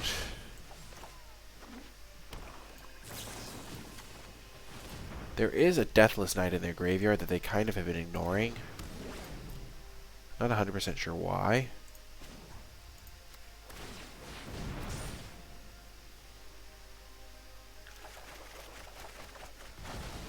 Okay.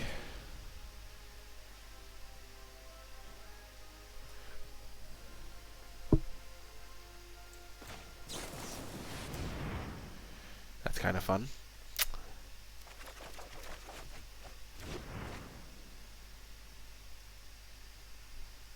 So they have 17 cards and I have 16 cards. But I'm about to mill them for a ton. Okie doke. So play Island. And we will scry. We have a So Tiny for their thingy.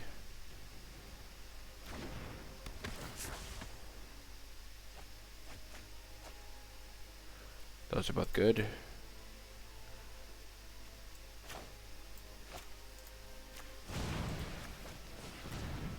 La da da da.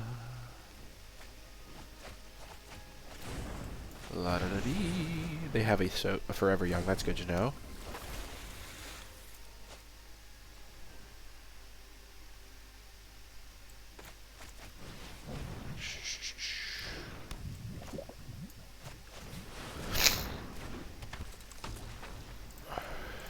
I think we're just gonna pass now. We know we're drawing this into that.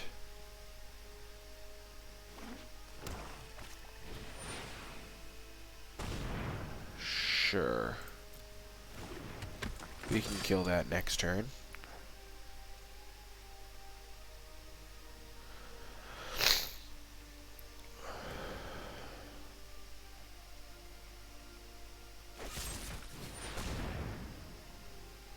Sure. Oh, that's so good for me.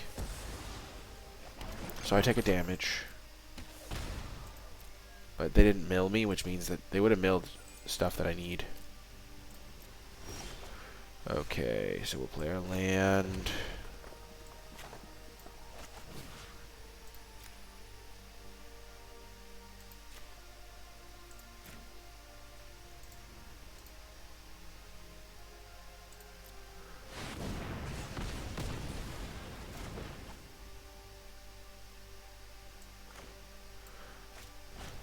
La da da da.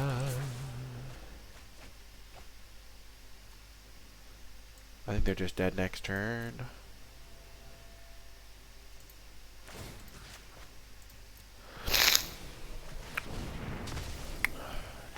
They have 8 cards. Yeah, they're dead next turn.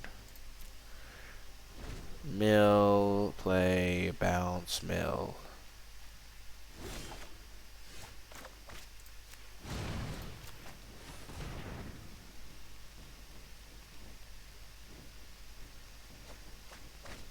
Oh my god, they have a Clackbridge troll? Holy shit. Oh, sorry for swearing. That's not good.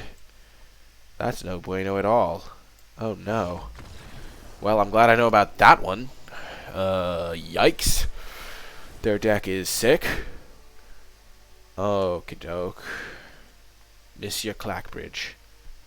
Monsieur. My dearest Clackbridge.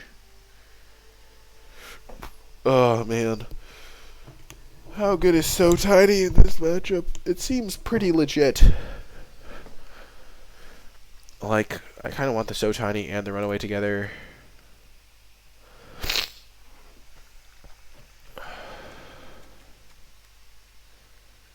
Pyromancer doesn't really kill anything. They have a bunch of 4 toughness dudes.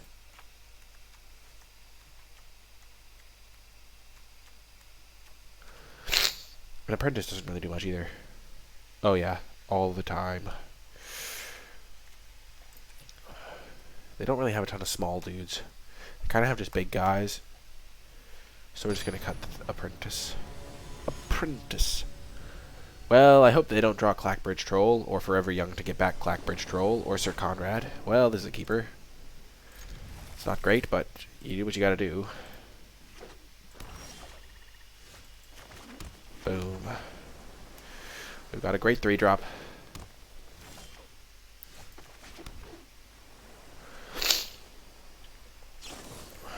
Well, shucks.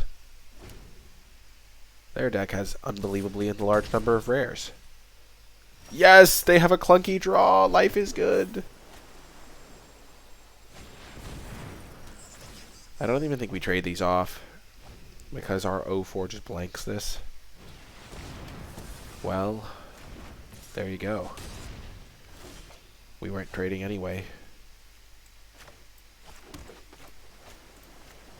If you want to know why I played Island instead of...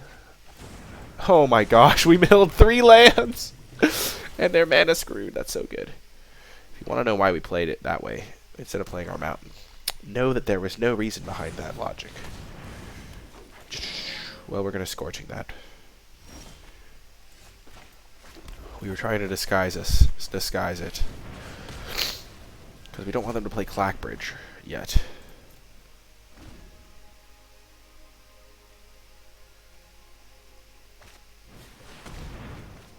Yes, 6 in graveyard. Okay. Making Clackbridge into a 2/8 is not that scary for us anymore. So that's actually kind of okay. Though this won't be -6, -0 until we cast Sundering Stroke. So I hope they have Conrad or something. This deck would love Folio. Oh my god, they had Conrad. Nice. Oops, oops, oops, oops. Oops, I meant to say oops. Oops. Nice. I meant to say nice, and then I said good game instead. We hit him with the old BM, premature good game. No big deal. I don't think they have Forever Young, or they would have cast it to cycle, probably. We just hit him with the BM right there. Oh yeah. The best is when you attack and then say oops, and then they block and you combat trick. That's always a classic. Wow, opponent just left their computer after we said good game. They just can't handle it.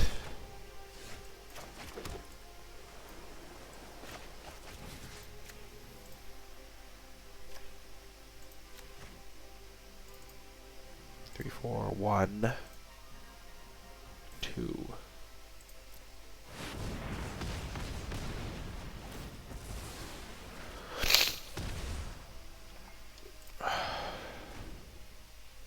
I am so afraid of Clackbridge right now.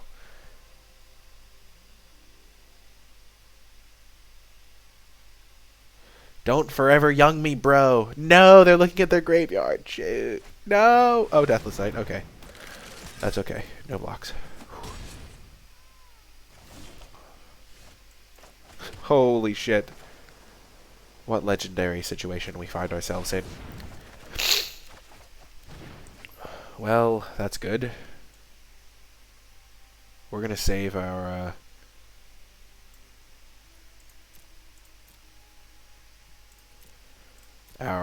didn't say please for a Forever Young.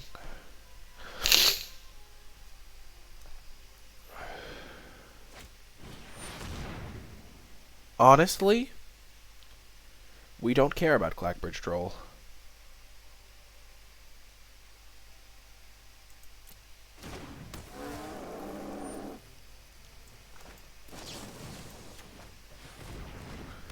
We're much more frightened of real relevant cards.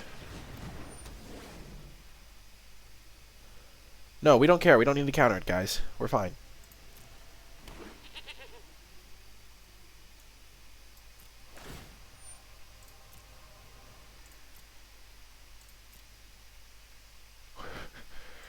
We hit it with the Swords to Plowshares technique. He just gave us 3 chump blockers. Hype. Exciting stuff. Oh, yeah, we need the didn't say please. Just to keep him honest. Like, what is he going to do? He can't attack us. We don't need the counter for the troll. We just have the counter for the forever young. Or the Barrow Witches.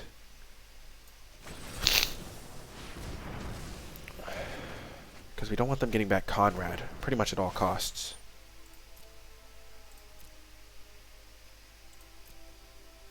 Yeah, nice troll. 5 mana 2/8 is still frickin' huge, though. It's like, what the heck? Oh my gosh, we have all of the So Tinies.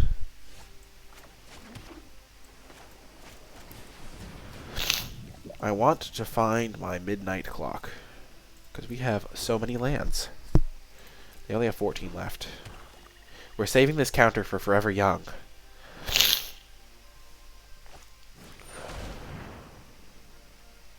Sure.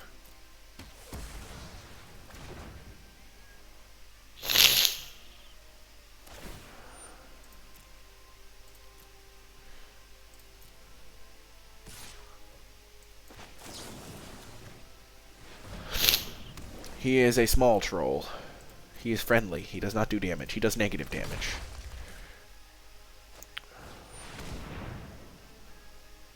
Sure.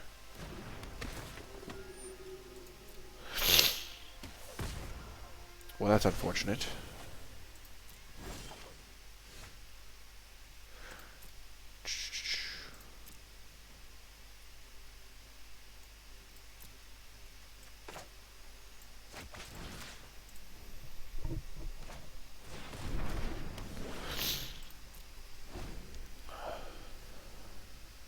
It should heal me. Oh.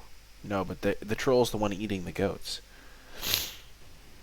Also, the goats should just beat the hell out of the troll, because in the story, the goats beat the troll up. Who's that trip-trapping across my bridge? It is I, the big billy goat Gruff. And the troll jumped onto the bridge, and the big billy goat Gruff charged and knocked the troll into the water, and he was never seen again. I actually know the entire story because I had to memorize it for something in grade school. Oh, you sweet summer child. Ho, ho, ho. No, no, no. No, no, no. And we milled the witch's cottage. That was clutch. There were once 3 billy goats, and they all were named Gruff. They wanted to eat the sweet green grass that grew on the mountain. But unfortunately, there was a bridge they had to cross. And the only way across that bridge was to go past the troll.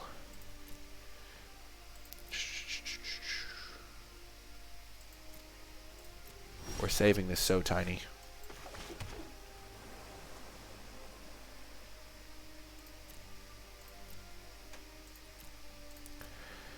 Not gonna lie, 11 lands is not really what we want. We kind of want any gas here.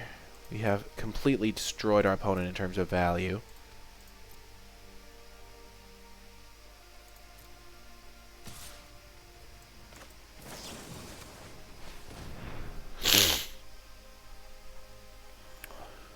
This deck, tiny deck.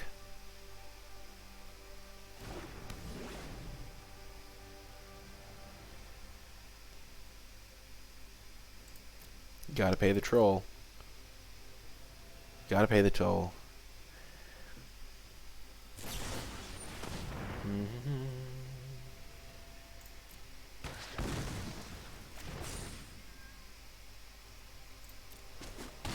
Sure.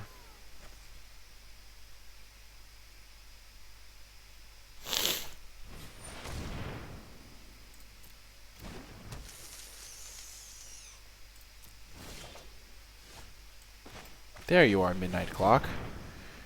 I've been waiting for you for so long.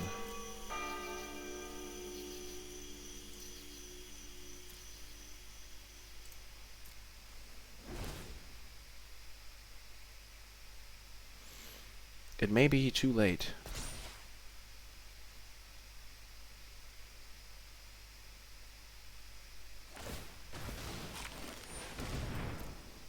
This is one of those games where I'm just very sad because we were super far ahead and now we're just getting owned by just never drawing a spell.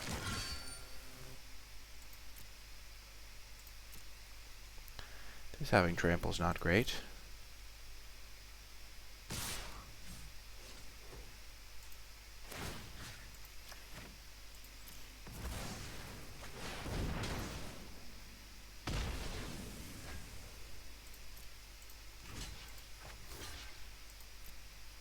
We'll go to 1.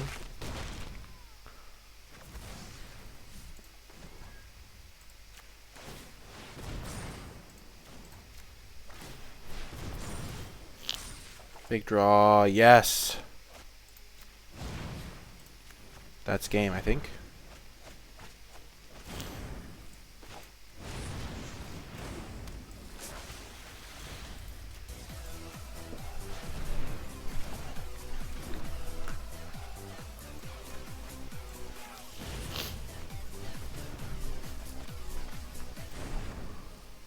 Yes! Thank you so much for the subscription, Obi-Wan Kenobi 1986. I really do appreciate your support. Welcome to the crew.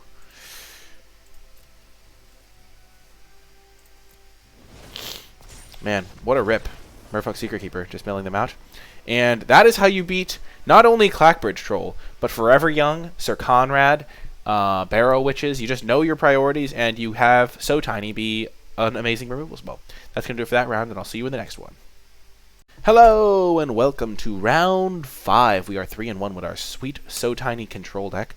Unfortunately, this is a mulligan.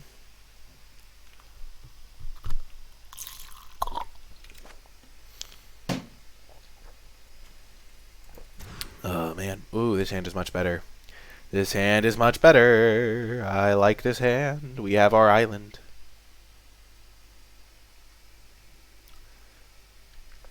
Thanks, Juana92. I might have, my little brother's good at graphic design, so I might have him do it. But you never know.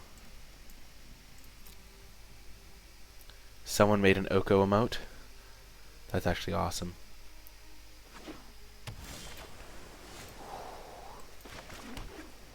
We're going to get that scry life going. I like the Scorching, but I don't like the land that goes with it.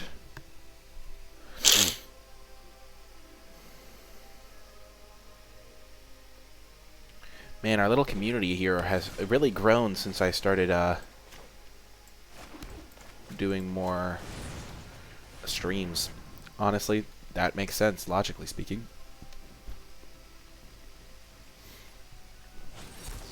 What? Oh, the savagery. That is so brutal. Who main decks this card? Wow. I'm okay if they counter this, though. Okay. Pyromancer can die, even though we have Witching Well.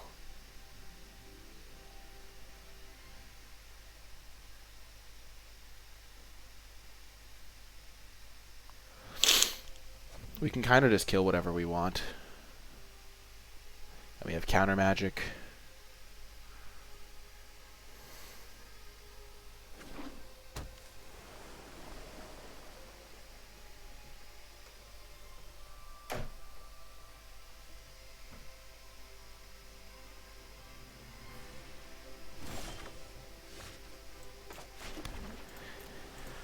We don't really want to crack the well now because the well is our only way to trigger the Pyromancer for like most of our deck.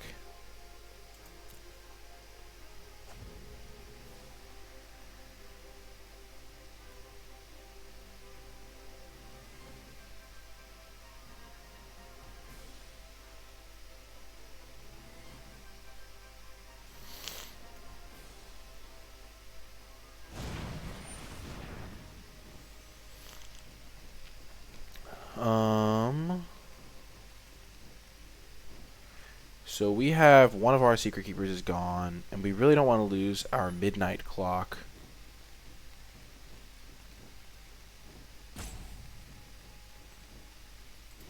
Sure. Thank goodness. They missed the midnight clock.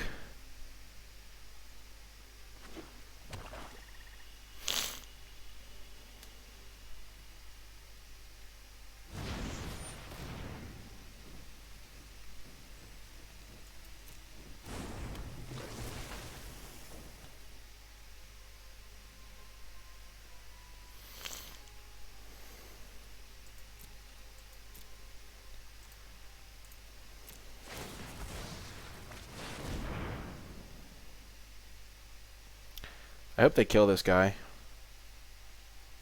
That'd be really good for me. Nice. Okay.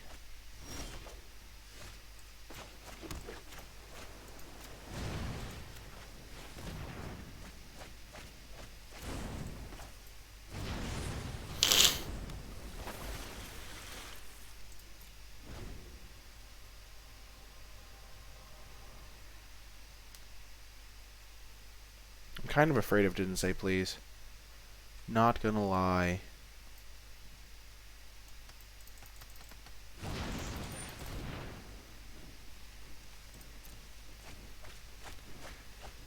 Every time they don't mill midnight clock, I'm just so hyped. Like, it's unbelievable hype levels. Hype levels through the roof.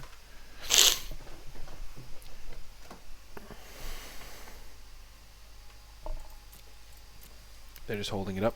I respect it.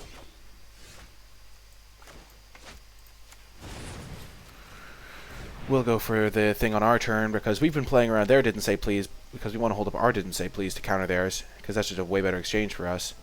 But they are not so clever. La da da dee. Yes, I was holding that up because it's so bad for us if we get countered like that. So basically what happened to us, it's super bad if it happens. What we just did to them is super bad if it happens to us too. And now the mill is even, but we have a runaway together. And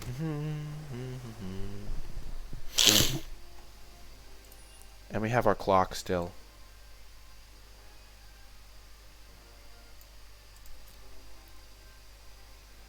Oh yeah, all creatures are out. Definitely cutting this guy. Let's just bait out whatever they have. I'm a little bit confused as to why they didn't play this thing.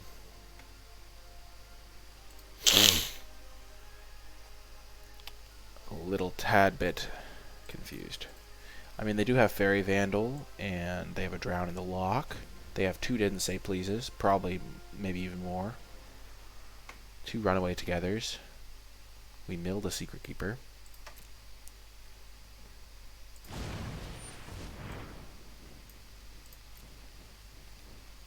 Sure.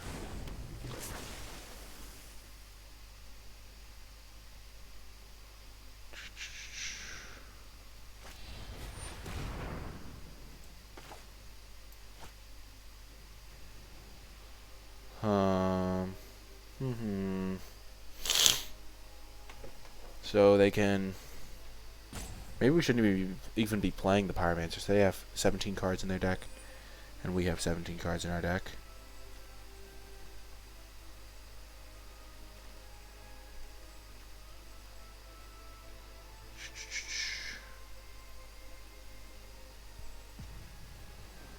Rats.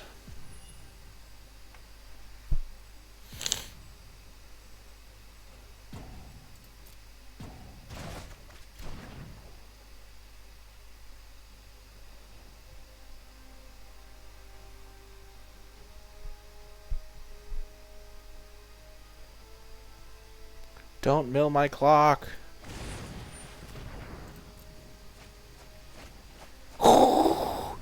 Every time, clutchness. They call me clutch. Man, considering that they've milled 15 cards and didn't hit it, I'm super hyped.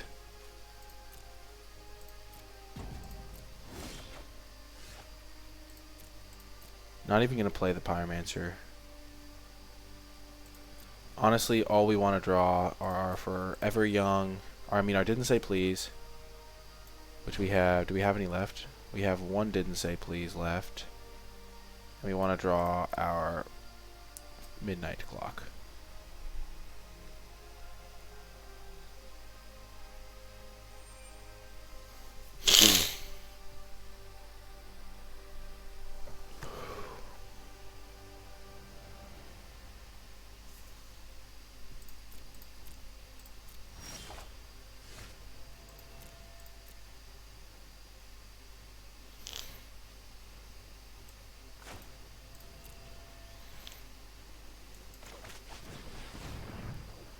Counter it, mate.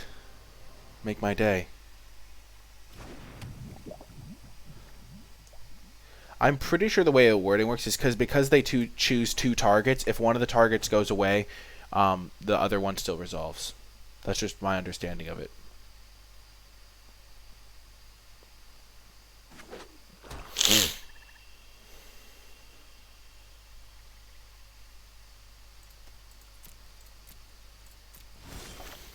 Okay, didn't say please is good. So now we just need a midnight clock.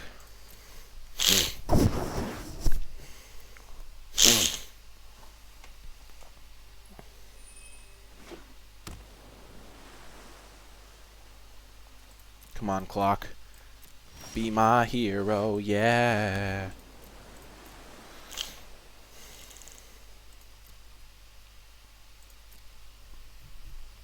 So now that we have didn't say please, I'm feeling very safe. Sure.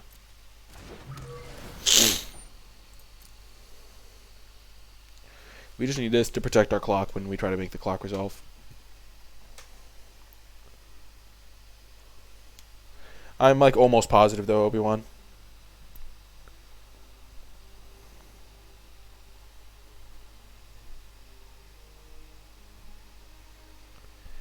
Yeah, I don't love drafting with bots for that kind of reason, but it's really fun to play on Arena compared to other spots.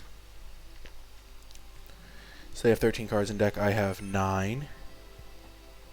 So I'm 4 behind. 1 top, 1 bottom. Okay.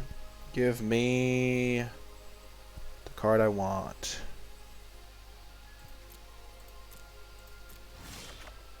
There's a Witching Well, which will help us scry to what we want.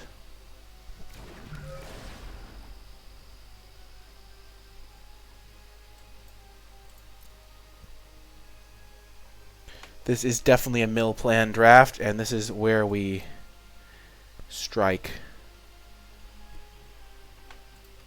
So we got our midnight clock. All we need is to have them not mill us this turn. Like, if they do mill us, we can go for the draw in response, or we can go for the counter, depending on how they're planning on milling us.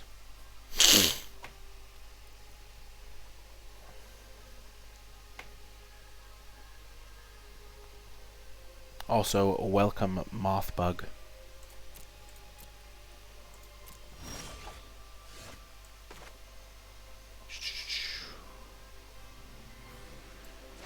I kind of like going for it here. Even if they have counters. Like, they could have 1 counter, sure. They'd have to have 2 counters, and they already have 2 counters milled. 3 counters milled, actually. So, like, you can't really play 4 Didn't Say Please and a Mystical Dispute in a normal deck. They already also have Drown in the lock.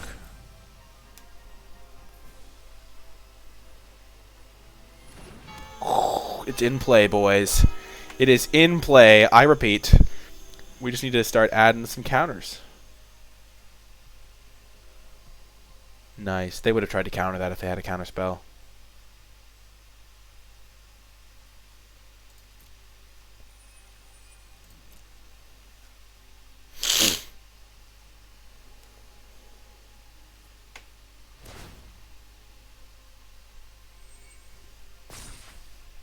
Coming in clutch. The midnight clock. And now our whole game plan is just get this thing flipped.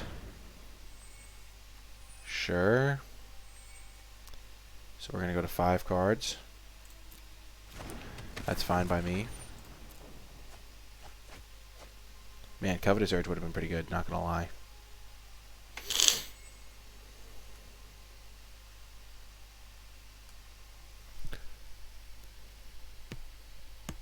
Mill versus mill is hype.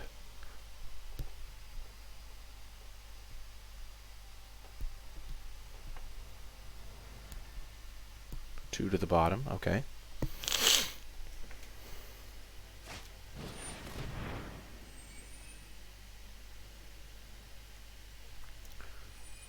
So we can get up to, we have 1, 2, 3, 4, 5, 6, 7, 8. So we can add 2 counters a turn.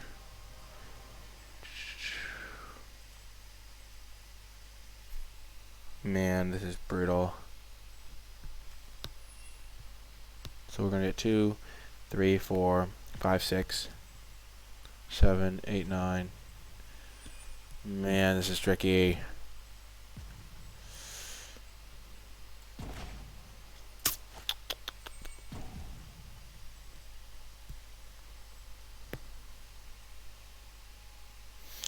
Jesus.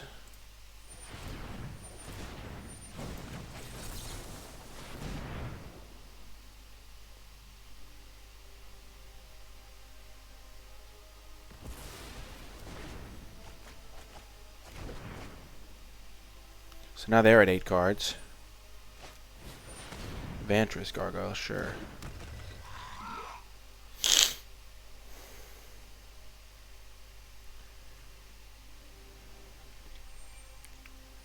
I have 5 in deck and they have 8, so I'm actually winning the mill race now.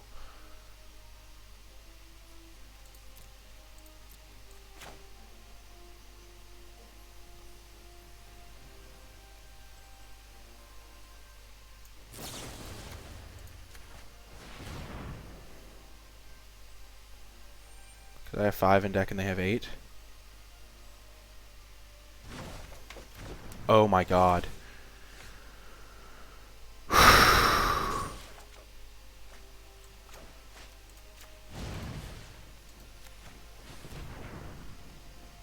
And then we'll just add as many counters as we can. Wow, they have another one in their deck? Holy hell. And we milled turn into a pumpkin? Jeez, they really are. Oh my gosh. This is absurd. Like, turn into a pumpkin bouncing my clock is, like, legitimately terrifying. Now they're 1 card behind. They have 1. Man, they are favored in this matchup. I really need to win this game. Because they have 1 counter, 3 runaway togethers to bounce their mill guys, 2 counters. This is a count. Drown in the Lock is a counter. 3 counters. Mystical Dispute's a counter. 4 counters. Jesus. My one saving grace is this clock, which is hard for them to deal with.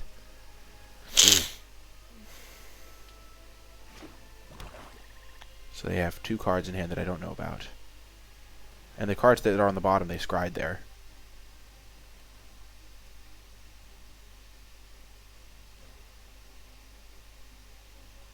Like, how many counter spells can you run? Like, they have 3 copies of Didn't Say Please. I can't imagine you run more than that in, like, a normal limited deck.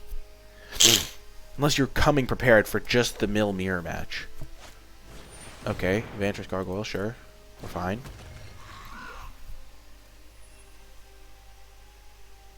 I really want to draw a land so I can start adding 3 counters to my clock.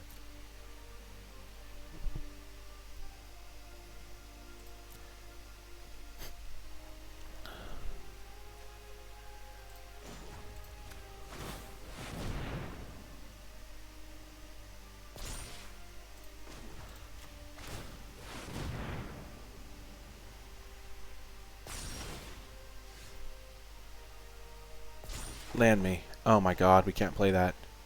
What are our last 3 cards? They're all lands. Yikes! Oh my god. So he can mill both of us for 1.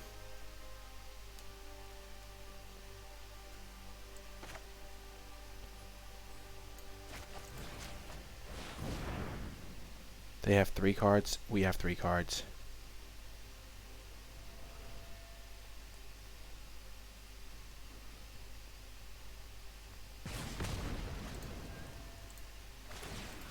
We're trying to play around another Overwhelmed Apprentice.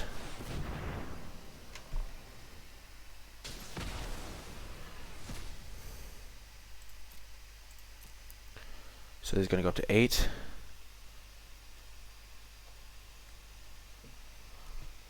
I think we can beat an Overwhelmed Apprentice. It's going to go up to 8, 9, then we can activate it 3 times no matter what. So we can beat an Overwhelmed Apprentice here. But we cannot, or run away together on their Overwhelmed Apprentice.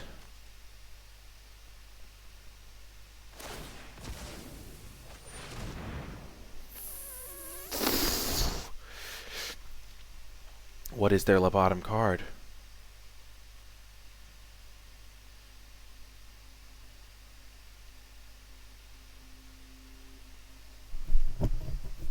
Okay, so they're out. So we literally just have to live. Okay.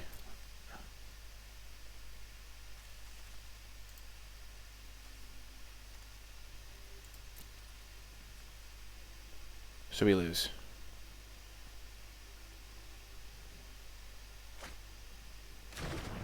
Gosh. Darn it. We're going to lose because we're 1 land short. You got to be kidding me.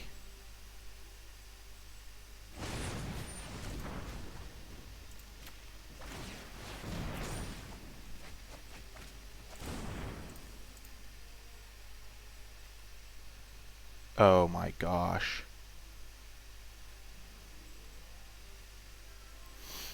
Oh my gosh.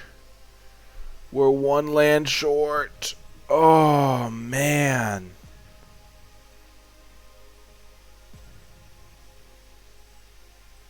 The clock came 1 second too late. If we'd had 1 more land instead of a useless card.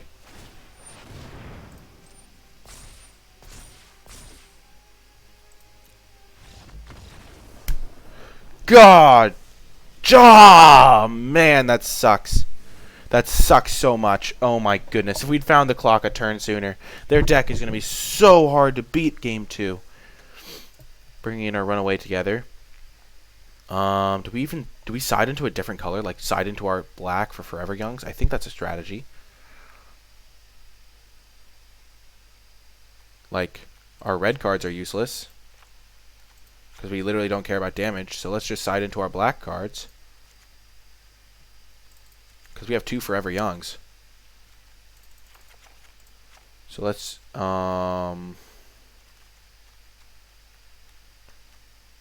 Huh. That's actually absurd. That's kind of crazy. We don't need Scalding Cauldron. We need some amount of these to deal with,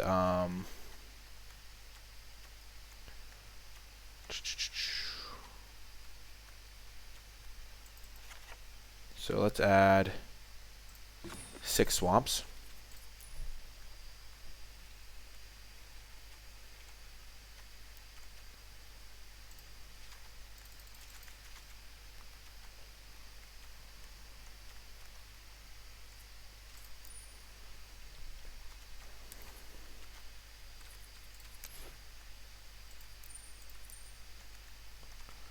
What else don't we care about? We don't care about defenses. We don't really care about Clockwork Serving. That card does nothing for us.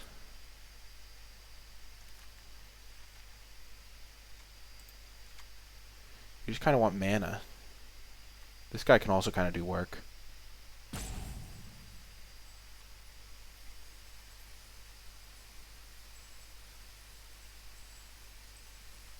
Okay, 18 lands. Let's go. I'm excited to see how this one turns out. This is insane. My opponent's deck is like literally only good against mine. Like it can't beat a creature, pretty much, it seems like. Or maybe it can. You never know. Oh, man. They have no So-Tinies. We have all the So-Tinies. We'll play first, and we'll keep this hand. This is a good hand. I'm so sad we lost that game by 1 mana. If we'd had 1 more mana, we would have won. And we had the mana on top of our deck. Like, we drew 1 card too few.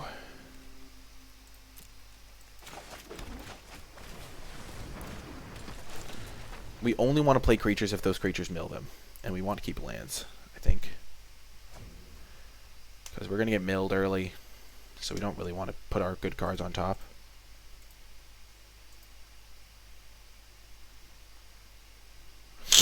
We even outplayed them with that super didn't say please battle that we had.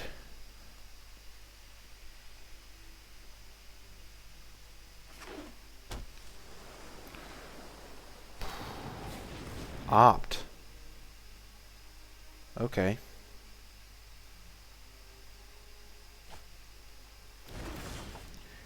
You know what I realized? I realized that we lost because we killed the gargoyle.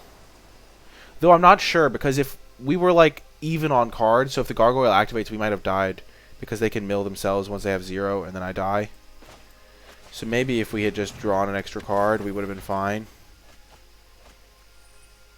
Okay, I think we want into the story.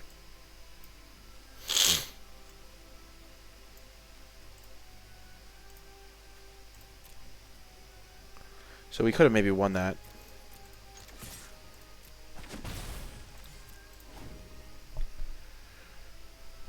What have we milled so far? An apprentice, a counterspell. They still have like 4 didn't say pleases in their deck.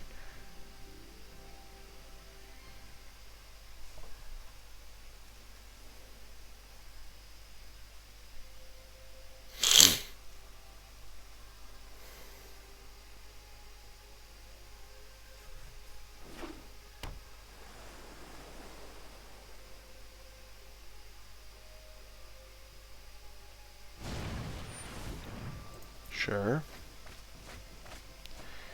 Wow, that was a high quality mill.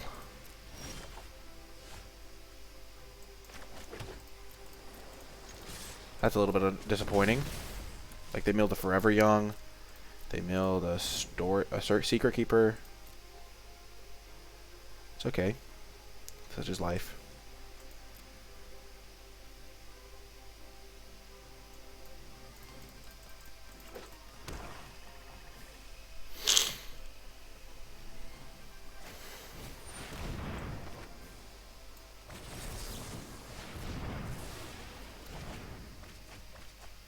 Nice. There goes 2 of their counters.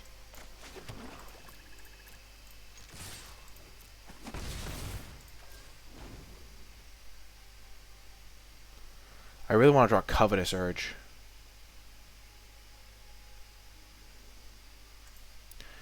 I'm really light on resources right now because these guys didn't really get me all that much. I mean, I was going to get into the story.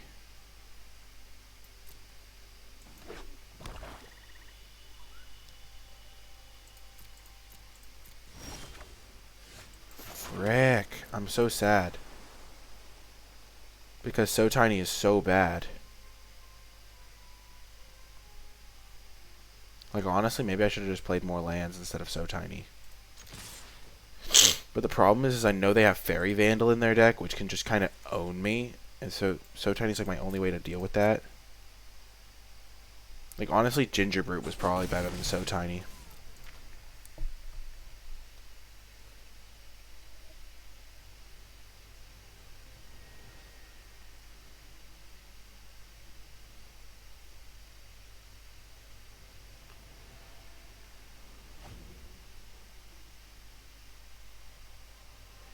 Dang, if we hadn't killed the gargoyle, we might have won last round.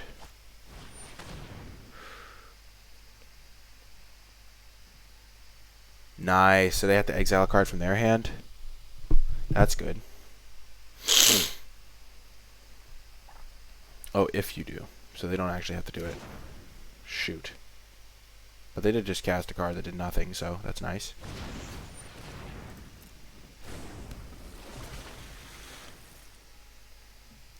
Thank you, I am Highway 35. I'm so glad you enjoyed it.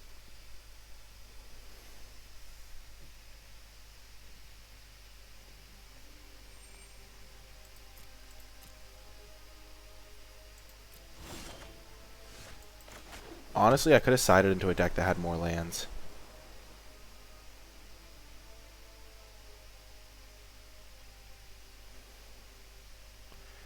I don't know why I played the island instead of the swamp. That was bad. I am. This is my draft. I am currently drafting.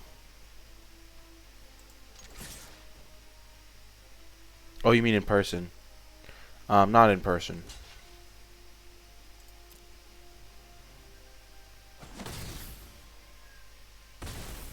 You know what would be a fun draw is the Reaper. They are missing land drops, which is good. Makes their draws clunkier, makes them kind of under pressure when they're casting spells. As I say that, they draw land, but you know, such is life.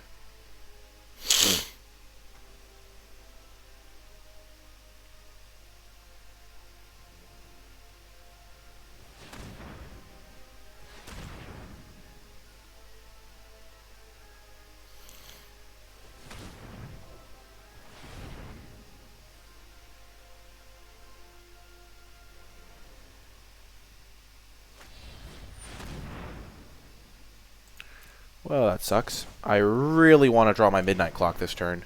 This is my turn for it. I have the window.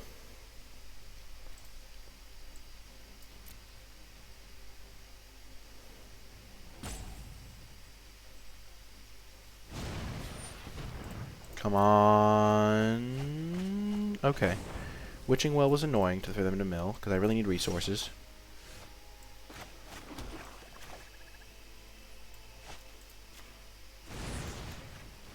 We'll get this in under a counter.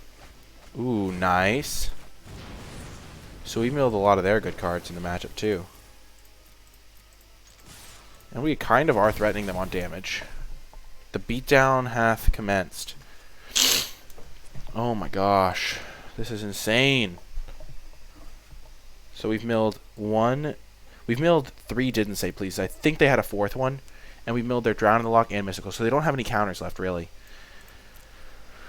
Which is actually really huge for us. And we don't have to worry about their Gargoyle. We do think these are all spells. So I think they might have 1 counter left. They had like 1 Forever Young or something. They have a bunch of the Runaway Togethers, so maybe they have some of those. Sure. That's just fueling my Forever Young. Give me a Forever Young, please.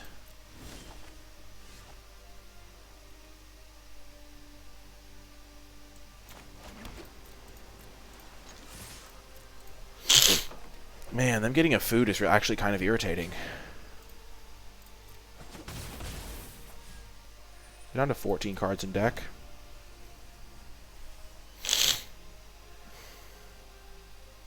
I feel like they have some Runaway Togethers. That they just don't have anything to bounce because I don't have any creatures that are good value for them to bounce.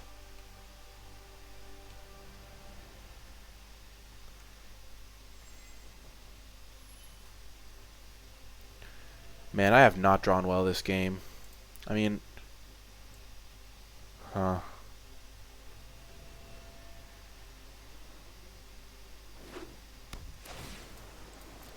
Shoot. That is so bad.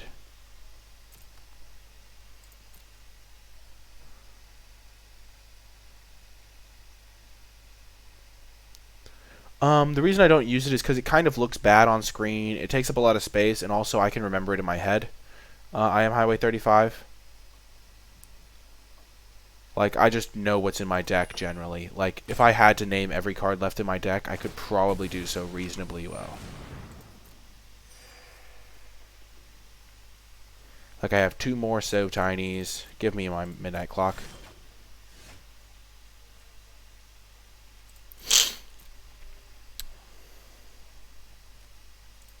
No, why didn't I attack?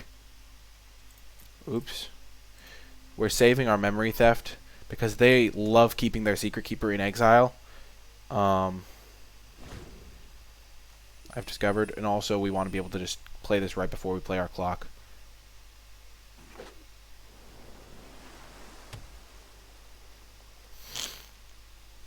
I should have attacked. I'm so sad.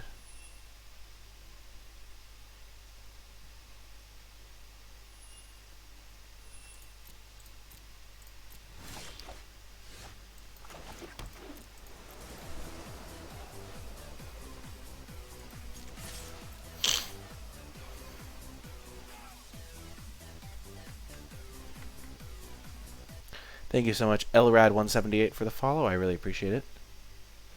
Man, missing that 1 point of damage could be relevant. You never know. They currently have 13 in deck. I have 16. What I'd really like to do is draw like one of my good cards instead of just drawing a land every turn. I don't know. That would be nice.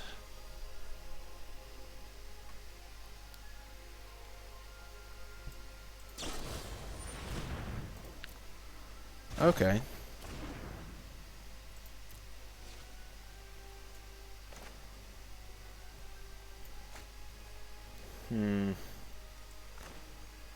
So if they counter this, I'm fine with that, because then I'll just memory theft their mill guy.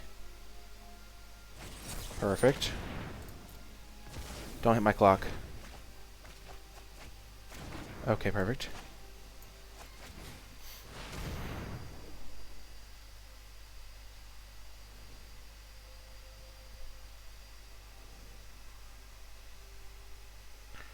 I'm probably not going to play that event, though I might consider it. Moth Bug.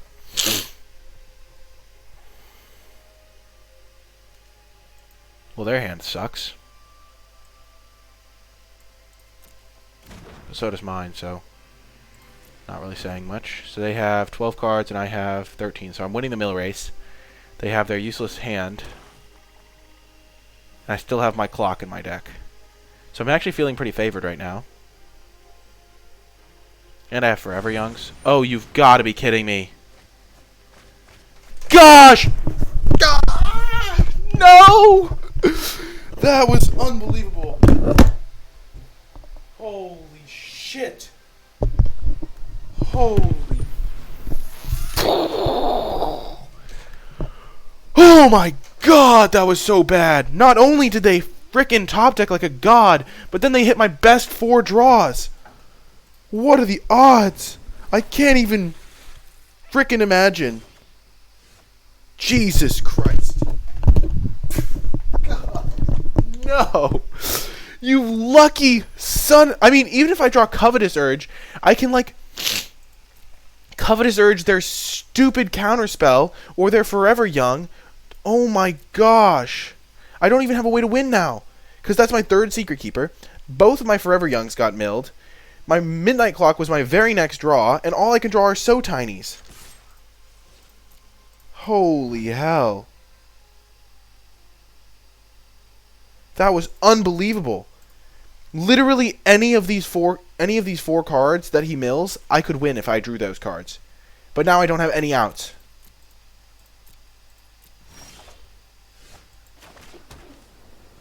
That was the most brutal mill I've ever experienced. He had nothing, too. He had this stupid card in a land. And then he just ripped it right off the top. Right before I got my clock. Let's just see. So I have 2, 3, 10 lands. 11, 12, 13, 14. So I have 4 lands left in here. Do I have an apprentice in there? Yeah. No, I do not have an apprentice. I have 1 Witching Well, which is now actively bad. I have a So Tiny, because they didn't mill a single So Tiny this game. And my last card is a Runaway Together. So, yeah, I lose. Gosh darn it. That was so dumb. Holy hell. Like, honestly, if I had any of these cards in my deck, Forever Young would have been fantastic. Midnight Clock would have won me the game. Covetous Urge would have won me the game. Merfolk would have kept me in the game. Gosh, I can't believe it. I mean, there's only 3 spells left in the deck, so it's not that hard to remember the whole deck. Oh, I messed up. I had a didn't say please. Oh gosh, they have 9. I have 6.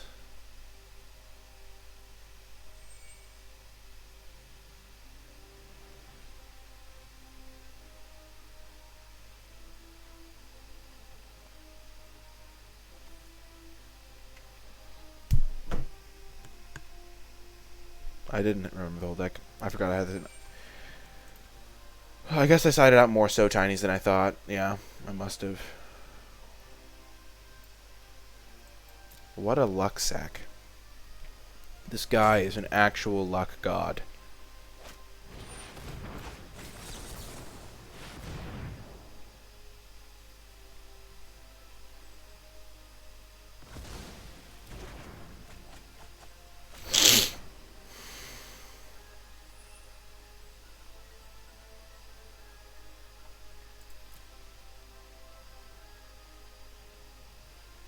That was the best mill I've ever seen in my life.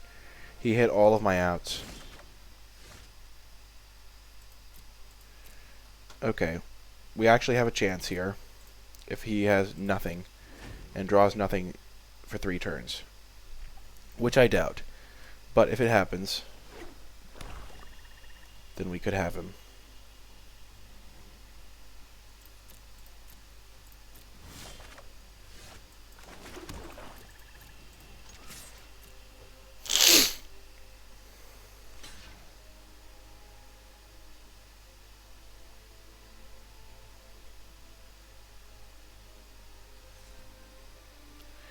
How many lands are in the graveyard? He's 5, 7, 10. 1,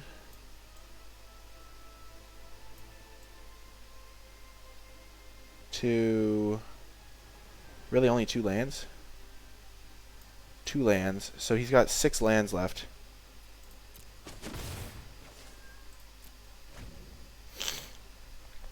But he has Runaway Togethers in his deck. So he has to have his bottom 2 cards be Runaway Together.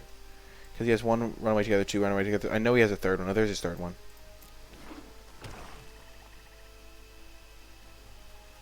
So basically we have the same number of cards left. So when we both have 2 cards left, I have to have him have nothing.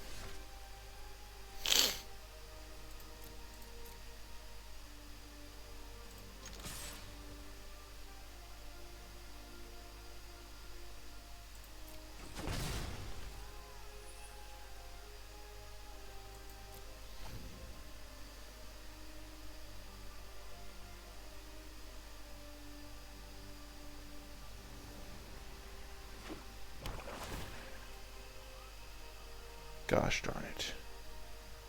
This son of a gun.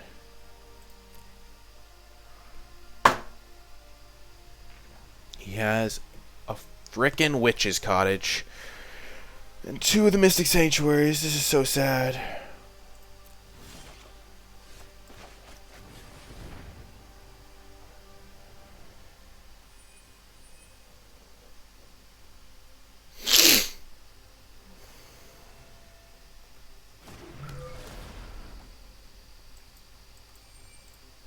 I mean, they're all lands. It doesn't matter. Wow. We needed his bottom cards to be Witch's Cottage.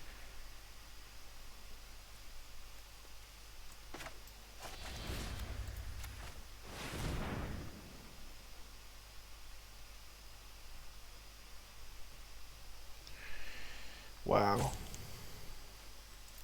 I'm still in awe that he milled those 4 cards.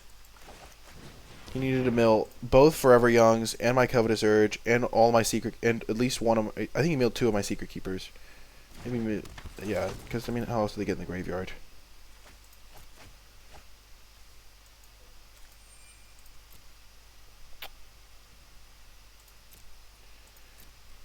Gosh darn it. I had only 3 So Tinies left in my deck, just so I couldn't die to Vantress and the stupid Fairy Vandal, and then I drew every single one of them.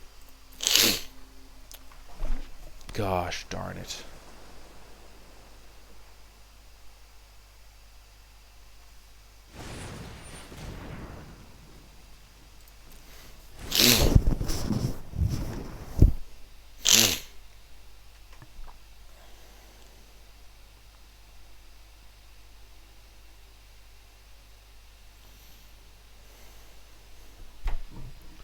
Wow. He's going to cast it. I mean, there's no reason not to.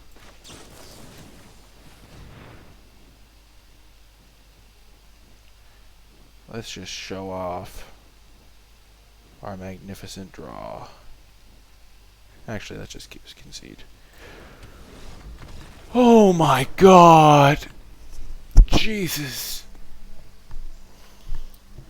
That's probably the match that I'm most disappointed to lose of any match I've played recently. That man got so lucky, or man or woman, got so lucky. Oh my god. We played both games very well. The first game we outplayed the heck out of them with our counter magic war because we knew they had the didn't say please. And then the second game we were playing fine, but we They just milled all the cards we needed to beat them. Well, that is going to do it for this draft video. If you did make it all the way till the end, in the comment section down below, leave a hashtag #millmirror to let me know you made it all the way till the end. Remember to hit that thumbs up button if you did make it to the end of the video. Subscribe to the channel to join our community here, and click that notification bell so you don't miss any future updates. If you would like to support the channel, you can do so via the Patreon, patreon.com/NicolaiBolas, and also just check out the Twitch stream if you would like to catch the channel live. It's always a ton of fun, even when we lose matches like that one. One of the rewards for being a patron is if you support at the credits level, you get put in the credits at the end of every video. So thank you so much to patrons that support at that level and every level. I really do appreciate your support. That is going to do it for this video. I hope you enjoyed it despite the losses, and I'll talk to you guys next time.